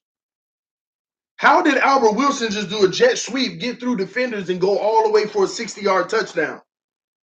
And then they slapping hands, him and Jakeem Grant. All we saw was Wilson breaking out and Grant, they high-fiving, they balling. Nobody talked about the big old hit that Frank Gore put, like laid on a block like no other on that play. Frank Gore led the way, came through that hole, saw his man, bam! Opened that hole, and that was the one hole that usually don't get open. That's the hole that makes it a 6-yard gain versus a touchdown. And Frank Gore came through and hit that hole, found his man, engaged, drove him back. Literally, it was nowhere to go. Frank Gore made contact. That hole went just like that. Wilson speed, bam, through. Nobody could catch him but Jakeem Grant, his own player. But nobody want to talk about Gore on that play. If it wasn't for Gore, it wasn't even a touchdown. Y'all don't get this stuff, man. All you surface fans, you see what you see, make an opinion instead of studying football and why things are happening. People get contracts for stuff that they shouldn't get credit for because of fans. And then fans question people, question coaches, why would they re-sign him? Yeah, he ain't got 1,000 yards receiving, but you missing. Yeah, he only got 500 yards receiving this year, and you mad because we re-sign him instead of signing a 1,000-yard receiver. But what you're not looking at is the blocking that this man does on the outside. How many touchdowns he allowed to happen because he's not getting called back for holding calls. Y'all don't look at that type of stuff, man. Real football, attributables. Football is the ultimate team sport. It's not an individual sport. It ain't about no Tannehill. You gotta, if you gonna question Tannehill, you gotta question everything around him. I don't care if Tannehill was a bum. What around Tannehill can we improve to make him from a 2 out of 10 to a 2.5 out of 10? That's how you gotta look at it. And he ain't no 2 out of 10. Y'all already know that. Man, Mac was also injured. Don't want to hear the crap. If you that injured, you shouldn't be playing. That's crap. Everybody want to hear nothing about Mac being injured. I was at the game. His whole fan base, Mac gonna get by 10 today. I don't care if you injured. To be that dominant, you ain't even touched the quarterback. And even if he wasn't injured, it didn't matter because Osweiler got rid of the ball fast. Kiko is a beast. He has that killer instinct. Yeah, I mean, he's doing a little better tackling this year because that's always been his problem. That's true, man. TD don't get it. TD don't get it. I guess I don't get it. TD, I'm out of questions. I seen a lot of LS TD. What you mean LS? Lines. And we always got an excuse for Tannehill. Let me ask you this. We can have excuses for Tannehill, but tell me when those excuses aren't valid. That's all I'm saying. I'll say yes, it's an excuse. It is an excuse. I'm more like it's a reason, but if you want to say excuse, I'll agree with you. It's an excuse. But are those excuses valid? That's all I'm saying. It's the only thing I'm asking. Are the excuses valid? I keep telling y'all, take away, you have to, man, we should be making everything around this man great. And if we don't get it done, we got our answer. We got our answer. But we have yet to do that, and it's unfair to him. Literally. That's like you being in the NFL at quarterback, and you feel like you know that you're great, and you out here having boo-boo games, but you sitting here, you dropping back the pass, and you seeing receivers not get off the line. You seeing nobody open. What do you do? What are you supposed to do? Throw it away. Okay, people's going to criticize you for that. What are you supposed to do? I have no idea, man. We keep making excuses, but when have we not been able to? That's the whole point. We have to put ourselves in a position to where we can't make them. That's what it's about. You have to put yourself in a position where you can't make them. That's when you'll get your true answer. But until then, are the excuses not valid? Oh, y'all always make excuses about the O-line. Is it an excuse or is it a fact? Has it not been the O-line? And then it messes with people like me, my head, when we finally get an O-line and the man go 3-1, and then the O-line go out again. He went out too, but I'm saying the man goes 3-1 with an O-line. And think about it, we actually had a good O-line before he got hurt the last time. Remember before that, when he won like 7 out of 8 games before this season? We actually had a really good O-line. That was the end of Tunsil's time. We had Albert, what's his name, man? Not Albert Wilson only. That's stuck in my head now. Brandon Albert or whatever. We had Pouncey. We actually had a good O-line then. And this man lost 1 game out of 8 or something like that. So how is it that every time our O-line is at its best from a health standpoint, he balls out, our team is doing its best, and every time that goes away, we're doing our worst, and we blame him. And we say it's excuses. What am I supposed to do? It's evidence. It's not excuses, it's evidence. What am I supposed to do? It's right in front of us. 7 out of 8 wins with a good offensive line. He gets hurt. Okay, we mad about him getting hurt. But he played well before he was. Cutler comes in, Lord, y'all like, yeah, Cutler. Then all of a sudden, no, where's Tannehill? Tannehill comes back, wins 3 in a row. Woo! Woo! Has 1 bad game and the sky falls. Then he's out and the offensive line get worse. Oh, we keep making excuses for him. It's evidence. What am I supposed to do? Lord, please help us. I can't take it anymore. Before I gave up on RT17, he has to have no excuses. That's my point exactly. Before I give up on this man, I want to make sure, because what if we bring the next elite quarterback in? Say for any reason we're able to bring Matt Ryan in or Aaron Rodgers in. And what if he goes through the same thing? You know what y'all going to say? Man, this offense, y'all ain't going to blame those guys because they proven. They can suck up the joint and you ain't going to blame them because they're proven. Man, we need an offensive line. Tannehill needed one too. And TD going to be like, don't be giving Aaron Rodgers excuses. Yeah, but what you mean don't give him excuses? Look at what the O-line doing. Same thing I'm talking about right now. Man. Hold on one moment, guy. Hello? Hey, what's up?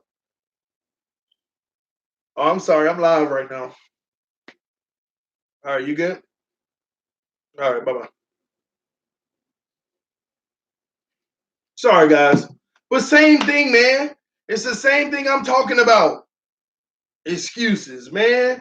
Let me know when those excuses aren't actually valid, because it doesn't make it an excuse. It makes it a reason. Because even all y'all who call them excuses, those excuses, I must ask you, are they valid? And if they are valid in your head, which they should be, I don't know why they wouldn't be, but if they are valid in your head, then please remove the word excuses and replace it with reason. Please remove the word excuses and replace it with reason. It'll make you seem like you know exactly what you're talking about. The proper verbiage, because verbiage is everything. Excuses sound so, he's a bum, he will never get it. Even if everything's great around him, he won't do well. But when things are great around him, he does well.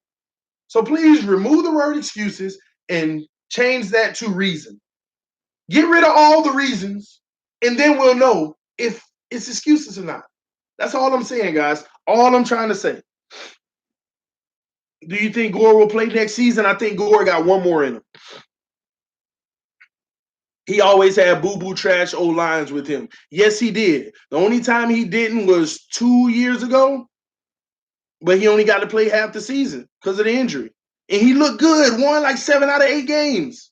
And early this year, good offensive line. Won the first 3.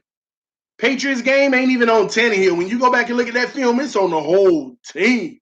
The whole team. Even, you guess who's been the MVP of our season so far? Special teams. 2 people, Jason Sanders and Matt Hawk. They've been the MVP. Jason Sanders been money, and Matt Hawk has been putting the hell out of that ball. Go look at that New England game. You don't think that he's the worst kicker in the league. It was the whole team versus New England. The whole team looked boo-boo trash. What's the news? Just got in. Lennon, man, you're going to have to rewind, man. It was a lot of news. You see I'm on 1 hour and 50 minutes so far. I'm just going, man. Um, Tannehill too fragile, bro. Gosh, see, there's another one. I love it. See, I love when y'all say these things because I think your comments are emotional. I think you giving emotional comments of how you feel. Nothing's wrong with that, though. Tannehill too fragile. You mean to tell me the guy who has been sacked the most in NFL history in his first 5 years without an injury, the guy who's been sacked the most in NFL history in his first 5 years without an injury is too fragile. I ain't gonna lie. Tannehill used to get sacked so much, we used to actually rave about Tannehill. It's tough, though. You see all these hits he taking, and he get right back up? How are y'all forgetting this stuff? How are y'all forgetting it? Like y'all forgetting the past. Like literally the whole fan base used to rave about how tough he was because of how many hits he's had to take and how much our offensive line has sucked. Y'all forgot about how we used to rave about that? Somebody just said, yeah, I thought Tannehill was Superman. Like, this is what I'm talking about. I keep defending comments that literally it's like, where have you been? What are you talking about? Like these comments are straight surface. It's like you don't like Tannehill, so you just and no, don't get me wrong. I understand. It's like it's a frustration with the team, and I think you're looking for the scapegoat, and he's the easiest one. He's the easiest one. But come on, man. Like, y'all keep forgetting just general stuff. The fan base knows. I used to be like, man, Tannehill tough. Man, whoa, that was a hard hit. Look at him. Getting up, picking the grass out of his helmet. Getting up, putting the shoulder pad back on. Am I wrong here? His first 5 years with no injuries, taking the most hits in NFL history. Did we not used to think this guy was the toughest cookie alive? I used to even argue with people, Tannehill tough. And people used to say, that's only because he used to contact, he played receiver. They conceded to the fact the guy was tough. Now all of a sudden, he's soft. He's soft. He's soft. Am I wrong? Y'all let me know in the comment section right now because I keep hearing these general things that don't make sense to me. And it's like, oh, man, am I being trolled? Is this just to get a reaction? And the crazy thing is, I would love for it to be trolling. But what's sad is I think most people really believe what they keep saying about this man. They believe it. We used to think this man was it. The toughest thing in the NFL.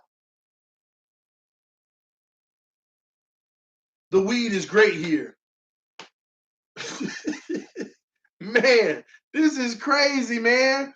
Have y'all noticed the common trend? Everything said negative about Tannehill is a general thing.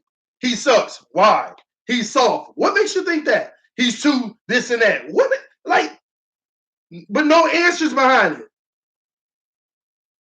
Am I debating Kiss the Rings? Not right now. I might debate him on Patriots Week again. I might debate him then. But Kiss the Rings, man, he don't know nothing about this team either. He has no idea about the team. At the end of the day, he's a Patriots fan. He's going to talk trash about the Dolphins, and that's respectable. That's what he's going to do. He's going to say the same Dolphins, but we were not the same Dolphins starting the season, y'all. And then these injuries, we've actually gotten better, but with less talent, and it's made us look the same as usual. We were a better team, y'all. We were a better team. But back to it, man. Pats fans trolling your live stream. I don't think that's what it is, man. Because some of these people that saying this stuff are regulars. They are Dolphin fans. They comment on every one of my videos. Oh, I love your video. And I'm not getting, don't think I'm disrespecting them. I love them. We talking here. We talking here. But man, I guess I'm just tired of defending certain things that's obvious. And I haven't found a single fan. I haven't found a single fan yet to give me. I haven't found a single fan yet to give me a real informative reason of why Tannehill sucks and why he's not the guy. I haven't. Not one yet. And every time they try, well, he doesn't step up in the pocket.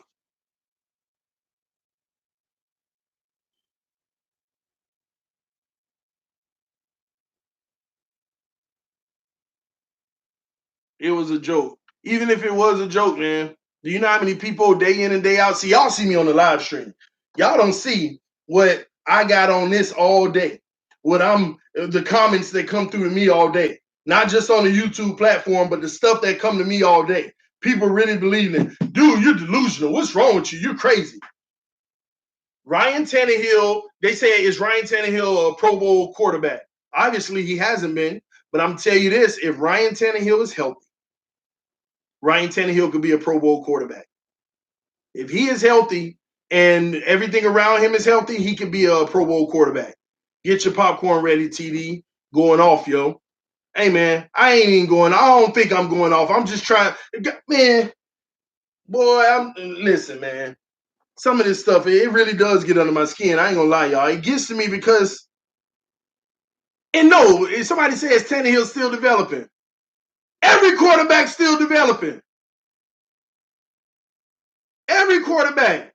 Now, Tannehill has developed a whole lot, but we're not gonna sit here and mention the stuff that he's gotten better in. Y'all forgetting that in his first 3 years, what was the word? Tannehill can't connect on the deep ball at all. That was a fact. He had a tough time. He was like 2 out of every 7 on the deep ball. Like, doing that Osweiler crap. Now, but when I say deep, I mean the 40-plus deep ball on the run. Not the 22-yard reception, because he still was money. But don't forget, Tannehill wasn't great with that. Kenny Stills came. They got that rhythm going. Went out the window. Officially developed. Officially can deliver the long ball to anybody. Then he was hitting all kind of receivers on the sideline. Catches I didn't even think were possible. Jakeem Grant. This person, that person. I'm like, man, he throwing this rock. Kenny Stills, touchdown. Much higher percentage. I call it what it is. I was one of the main ones. Tannehill can't throw this deep ball. He got an arm, too. He can get it down there. He just overthrows. He's not accurate. Boy, did that change. But nobody talk about the progress the man has made over the years. For some reason, they still see the same player. They have substituted his inaccuracy that got accurate, and since they got accurate, they let that deficiency be replaced with his injuries. He done fixed the things that he wasn't good at, and now they want to replace it with, well, it's his injuries now. Come on, man. Okay, TD, I think Tannehill might play, and Gase won't say it till game time. Man, if I see Tannehill on that field, first of all, I would cry. I might actually shed a real tear, man. But you need to go back and listen to the beginning of this stream, the very beginning when we talked about the issue with his arm, what a professional doctor's talking about. And then on top of it, what's scary is if he does play, based off of this article, he wouldn't be doing himself any favors by doing so. Unless he gets out there on that field and we can see him throwing some bombs and some strikes and looking good and winning games. But you know what? I think I would hate for them to set him up for the ultimate failure, having him come out there throwing picks, not putting enough under the ball, his shoulder not doing it right. And then next you know, everybody really going to call for his head, and then you can't defend the man. You can't defend him because they're going to use that evidence and wipe out any injury. Go look at the beginning of this video. But I don't think he's playing at all, man. Not right now. Agreed. Every quarterback is still developing. Even the elites say we have to improve some things after a win. It's facts, man. His problem was his line. He got beat up. It's true. He did. He took a lot, man. And now we want to throw him in the trash. Thanks for taking all that abuse while we tried to figure it out. Peace. No, bro. Tannehill doesn't suck. Management starting with Fieldman. Now Gase are not great, and the power that be Vice President Tannenbaum are a joke. Thank you, David. Somebody know what they're talking about. Sorry, TD. I didn't mean to curse on your show, LOL. You ain't cursed, John, man. This is what we do, baby. All good over here, man. It actually asked me, John. It asked me, if you notice your message didn't come up right away, it asked me on here, do I want to post that message? I always put show. I always click show. I don't care if somebody being hateful, this, that, and this, divisive or whatever. I always hit show. Show who you are. At the end of the day, it will never bother me. And not to you, John, because we good. But I'm just saying in general to people. When it says, do I want to show a message? Device, I hit show. It don't matter to me. Ain't nothing gonna bring TD down, all right? But you good, John. But I'm telling you, John, get behind Tannehill, John. Get behind your guy, man. What's that? All right, Tannehill is better when Devontae Parker is playing with him. Let's see how Tannehill does when he comes back for the Colts game. If he comes back for the Colts game, Lorenzo, check out the beginning of this feed. Some breaking news, man. King of Bling Crawford t-shirt. Tannehill tried to throw a Nerf ball 2 weeks ago. He had no strength and experienced pain. Research his injury. It's possible he will not be back no time soon if you watch the replay of his injury. Watch the beginning of this video, man. I explain it in detail what's going on, man. True, Lorenzo. Yeah, but he probably not going to play. Man, you guys don't get tired of this QB? Ma'am, you guys don't get tired of this QB? No, we get tired of the stuff that's around him not helping him. That's what we get tired of, okay? Is it worth bringing him back at this point in the season with questions at the offensive line and defense? It's going to have to be worth it because they got a decision on the offseason. He has to. We got to see him before he goes out. I don't think anybody wants to go off of the first 4 games. 3 of them you're looking good, and 1 of them you look like trash, like the rest of the team. Nobody wants to make a decision. It'll be a tough decision. Excuse me. It'll be a tough decision to make. It's like, do we sign our team up for the future, still not knowing, or do we play him when he say he's healthy for the rest and we might get some more answers? So yeah, you play him, and on top of it, we're in the playoff hunt. You got to. If Osweiler can hold down at least 2 out of 4 of these games, you had to play Tannehill. I know, but he said one day it's good, the next not. But now we need him. Yeah, like I said, go watch the beginning of this video. That'll give you. I don't trust nothing they saying right now. Boy can't even throw a Nerf ball. I don't trust nothing they saying. True that, bro. Why did he get shut up? What do you mean shut up? Anthony, let me know. Ryan said if he played any other position, he would play. He could play, but with him being QB, he can't get the ball there the way he wants. That's huge, man. Scary. Y'all need to get off my quarterback Tannehill when he comes back, come back stronger than ever, but he healthier when he comes. Yeah, man, I don't think people even question it. When Ryan Tannehill, they say Ryan Tannehill is playing today and he's 100% healthy, a lot of people smile. I smile. Plenty of people, even some of the haters feel a little better. Even some of the haters, they feel somewhat better. After what we saw with Osweiler last week, you better feel better. You better feel better. Come on, man. Why did Tannehill get shut out second half of Jets and everyone was healthy? Second half of Jets, the first game versus the Jets. Why did he get shut out? The team got shut out. See, we throw things like, why did Tannehill get shut out? Did the offensive line not get shut out? Did the receivers not get shut out? Did the tight ends and the running back not get shut out? Still won the game, but I'm on that continue to be on record that we have yet to put a full game together. 5 wins, and none of those wins we put a full game together. Not even versus the Bears when we scored 31 points. Halftime was 7-0. We scored that on our second drive and then did nothing afterwards. We haven't put a full game together yet. And then you're talking about the Jets game, the second or third game of the season? Early in the year? When he did in the first half, he looked amazing.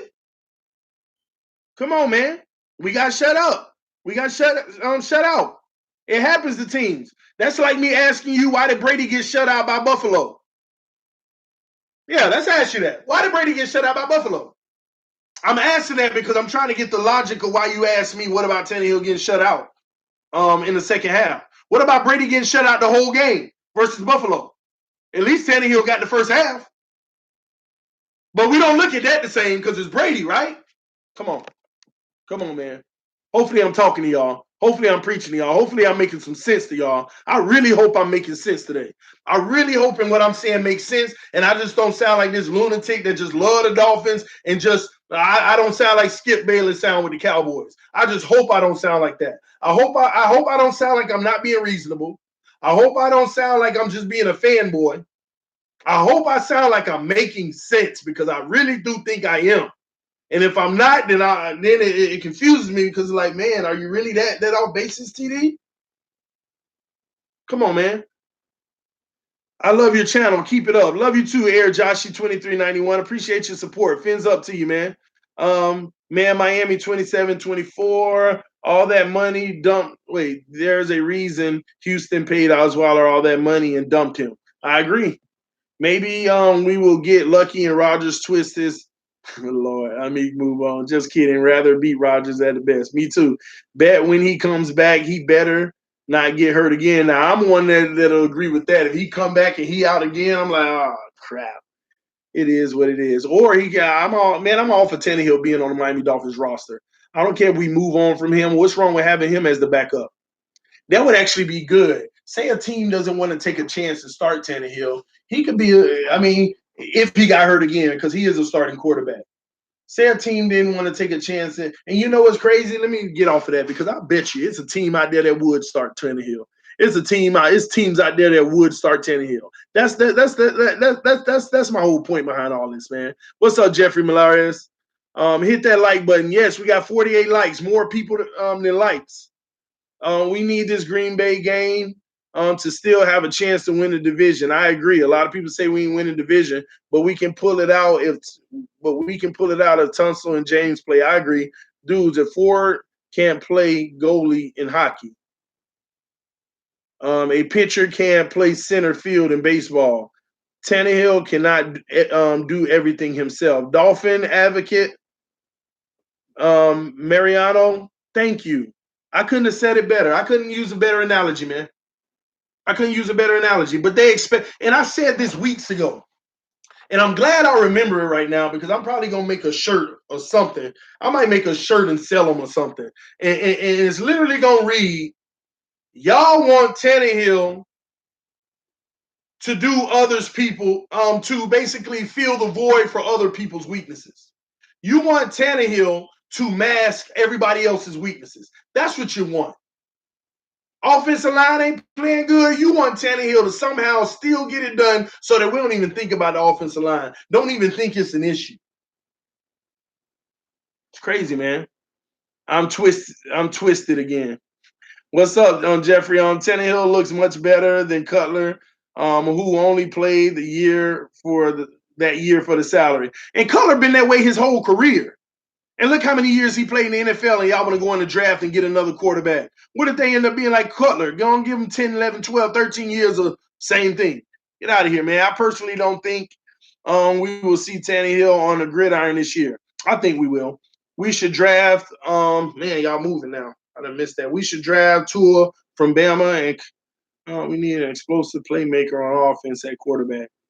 When we going to draft him at number 20, 24, 25, 26, who knows? It's a team sport, guys. Yes, it is. That was Rodgers do. It's a team sport, even if he was elite. Exactly. I'm confused. Did Tannehill win us some playoff games or something? How are we so sure he's the one?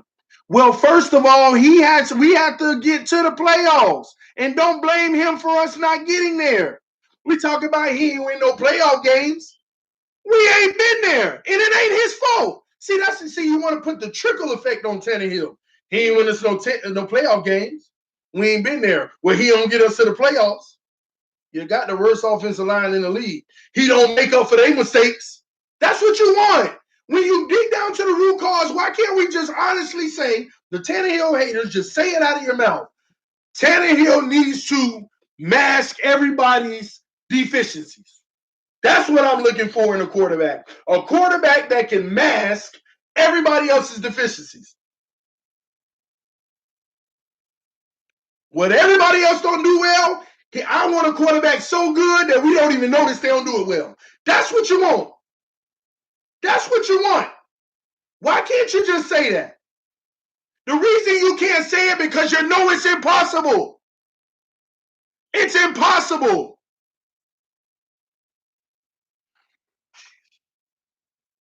Somebody said we can't keep saying this every year. Keep saying what? You mean the excuses thing again? Well, let's get rid of the excuses first. That's all we're saying. Get rid of the excuses. That's like you going to work at a job and you selling just random, you selling bananas. You selling bananas and you got to make a living for your family. I got these fresh bananas and you selling them bananas. And people buying them, they eating them. You making enough to take care of your family. Now all of a sudden the company keep on giving you bananas that's going to expire in one day. Hey, this is what we got for now. And people are like, well, I don't want to buy them because they're going to be bad in one day. We usually buy them 2 weeks at a time.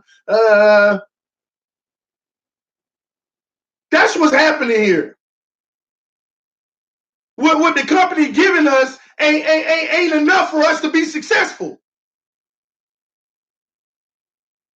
And how you gonna feel whenever the company says, hey, it's 20 people in this office. We're gonna have to let 19 of you go. Only one person selling the bananas. We're gonna keep them and hire 19 more people. We need you to go. You don't know how to sell bananas anymore. You're gonna be livid. Y'all give me these freaking rotten bananas. Before y'all gave us these semi-green, semi-yellow, changing bananas, right on the cusp of getting right. People can sit them in their house. They can start eating them right away. And over the next week, they can be ripening and still be good. But now you give me rotten bananas. And you going to fire me because I can't sell your rotten bananas? That's what y'all talking about right now. That's exactly what you're saying. And what if the owner comes back and be like, listen, just stop. We're done with the excuses. That's an excuse. That's an excuse. We got to stop making the same excuses. We told you this months ago when you weren't doing as well. You need to sell them. Stop making excuses. Please. It is what it is. I know the banana is more brown than it is yellow, but that's an excuse. Stop making excuses. That's what y'all saying. You are making sense. Just asking questions. Fins up. And somebody made me feel better because it's like, am I making sense? Am I making sense? Because some people make me feel like this guy's just a homer. He just keep making excuses. Don't know what he's talking about. No, I'm so passionate about it because I know if we go with what some of y'all keep talking about, y'all gonna have us for the next freaking 10, 15 years sitting here. Man, what was that? What was that? Like my live stream's gonna be terrible, man. People ain't even gonna be tuning in no more. They gonna be like, yeah, I love TD Fans Talk, but at the end of the day, man, the team just sucks. It ain't even worth getting into. Let me know when see, that's what Dolphin fans have turned into. Let me tell y'all that. This off season, this is what Dolphin fans turn into. You say that we got better this year? Oh, I didn't know that. Let me know when we start winning, then I'll pay attention. That's what Dolphin fans have turned into. A lot of people still not watching the Fins. Even when people watch the fourth game versus the Patriots because we were 3-0. Like, man, I heard we're doing good and we're 3-0. Oh, I got to see this Patriots game. Are we serious? Oh, my gosh. I've never seen the first 3 games, but they call themselves fans. I ain't seen the first 3 games. Now they watching the game. Same old Dolphins. Cut it off. Ain't watched the game since. Ain't watched the game since. And y'all tell me I'm wrong. Some of y'all that don't even know could probably assume, yeah, that's probably what's exactly happening. And forget the subscribers on my page, guys. Y'all might know who K Flexin is. K Flexin got 6,200 subscribers. I think he's the biggest Dolphin YouTuber so far. I think he is. I go look at some of the Patch YouTubers, 15,000. A Cowboy YouTuber, 33,000 subscribers. And then I ain't saying that to get more subscribers. It's just the numbers don't lie. This is what, and we have one of the largest fan bases there are. Facts. But you know what happened to our fans? Let me know when we make the playoffs, if we do. Okay? Yeah, then I might pay attention and say, we did that well to make it? Oh, let me look at this. Come on, man. That's what's happening with Fins Nation right now. That's why I love my channel. Because I know the people on here that even be giving me stuff that I'm arguing with, they love their Dolphins. Even if it's an opinion that I disagree with, they love their Dolphins because they on here constantly. They on here constantly. They on here constantly agreeing or disagreeing with me. I know they love their Dolphins. I know they do. I know every single one of y'all on here right now love your Dolphins. Except the 4 Green Bay fans that might be in here. They just like, oh man, our season over if we lose to the Dolphins. We got to see what they talking about. Oh, y'all going down, baby. We coming. With a hurt team, we coming. We coming limping. And we getting the W. All right? Man, I'm gonna have to end this stream, y'all, man. I've been on for 2 hours and 15 minutes. This is crazy, man. This is crazy. I watch every play every week. Fins up, man. Y'all hit the comment section with the fins up real quick, man. Hit the comment section with the fins up before I get out of here, y'all. P, I love my Canes, Heats, and Fins. The only sports I'll be like that is hockey with Panthers. I don't watch hockey, but would love for them to be a winning team. I love my Dolphins. I love my I don't watch hockey either. I love my Canes as well. Fins up, baby. Fins up. Fins up.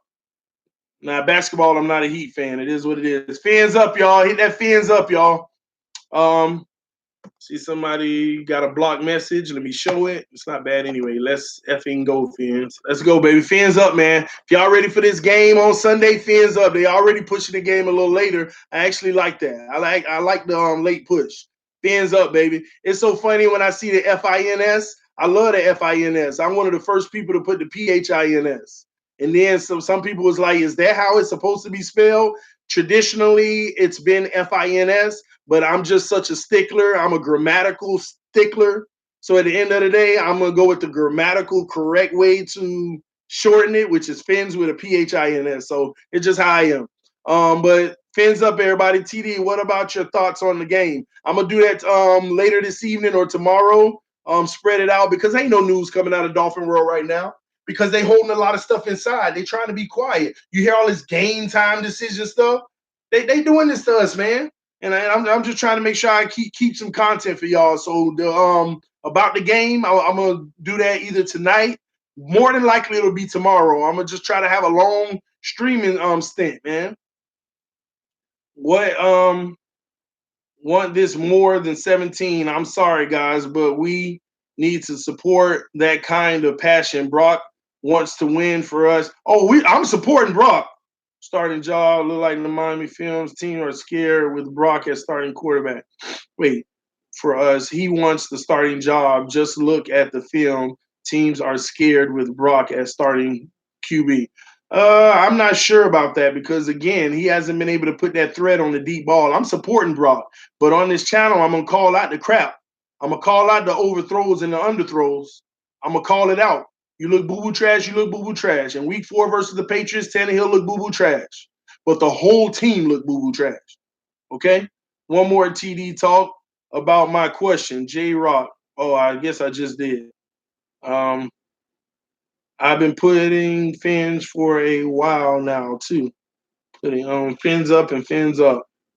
And fish. Phillip Rivers hasn't been to the playoffs in a long time, and they call him elite. True. So true. Fins up, bro. From Bahamas. Brock is going to be playing. If Brock is playing, Brock is going to be playing. I don't know. J-Rock 100% correct. Brock will die to win. Tannehill will blame the O-line. Hold on. Let's back up, Pete.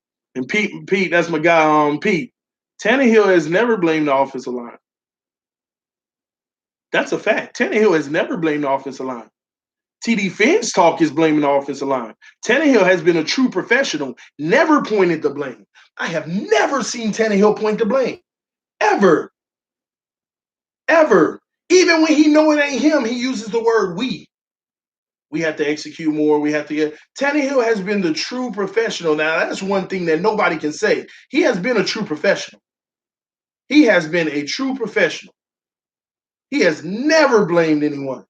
We're blaming it. I'm blaming it because that's what I see.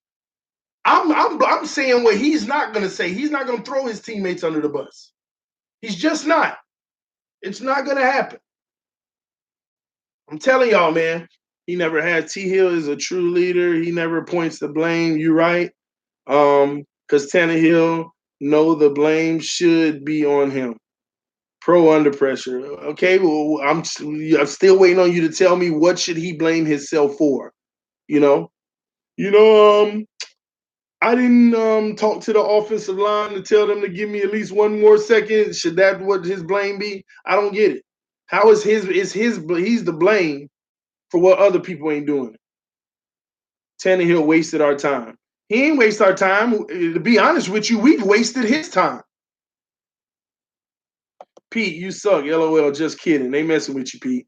But we wasted Tannehill time. To be fair, he can say that. Let me tell y'all something. Tannehill is the type of quarterback, mark my words on this. Some of y'all gonna hate this. Tannehill is the type of quarterback, he can go to the Patriots and win a Super Bowl. He can go to the Patriots and win a Super Bowl.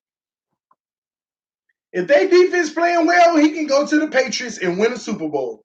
I really believe that. And not only will he go to the Patriots and win a Super Bowl, it would be funny if he came out and be like, I wasted a lot of years in Miami. They could never give me the protection I needed. Oh, that would be a storybook ending. I am telling y'all, Tannehill can play for the Patriots and win a Super Bowl. With his skill set, all they need is a Tannehill caliber quarterback. Facts, man. That's all they need. Philbin wasted T. Hill's time. Facts, man. And then we don't even talk about how many coaches and offensive coordinators this one man done went through. Didn't he learn like four different offensive systems? Gosh,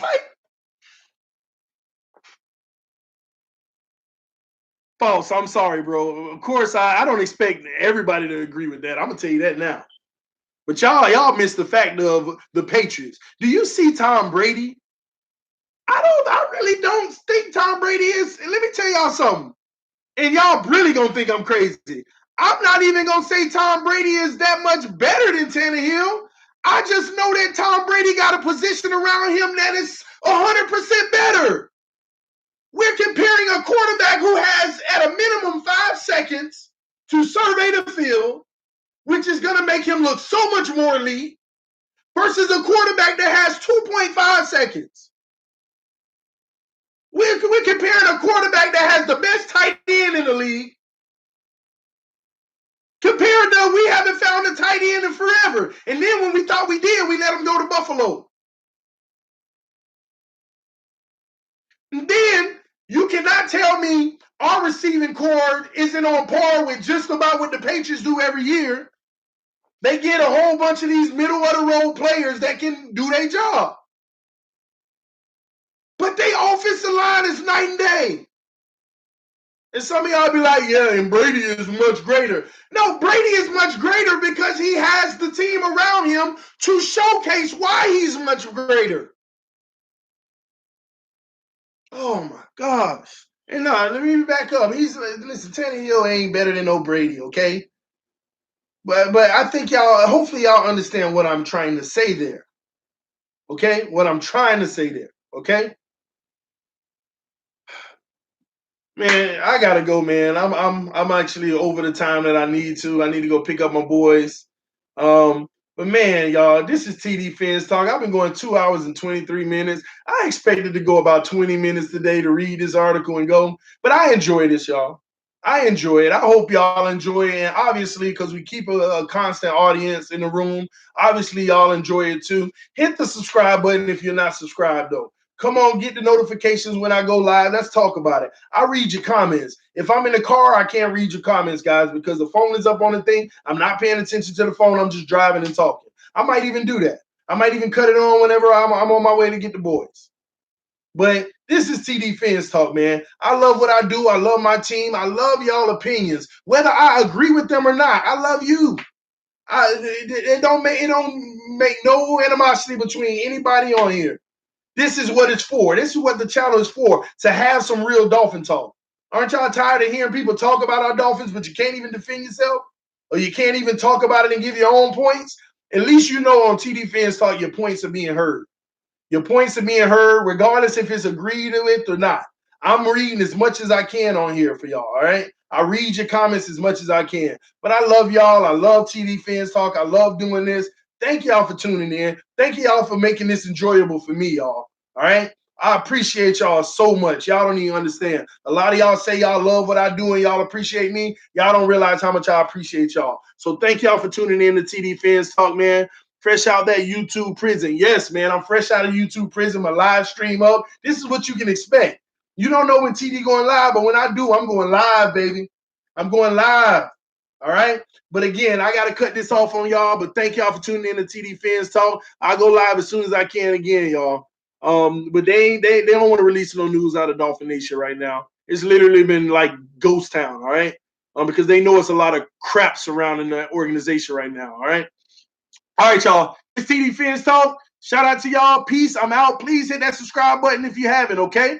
All right, guys. Love you. I'm out, man. See y'all later. Same to you, Jeffrey.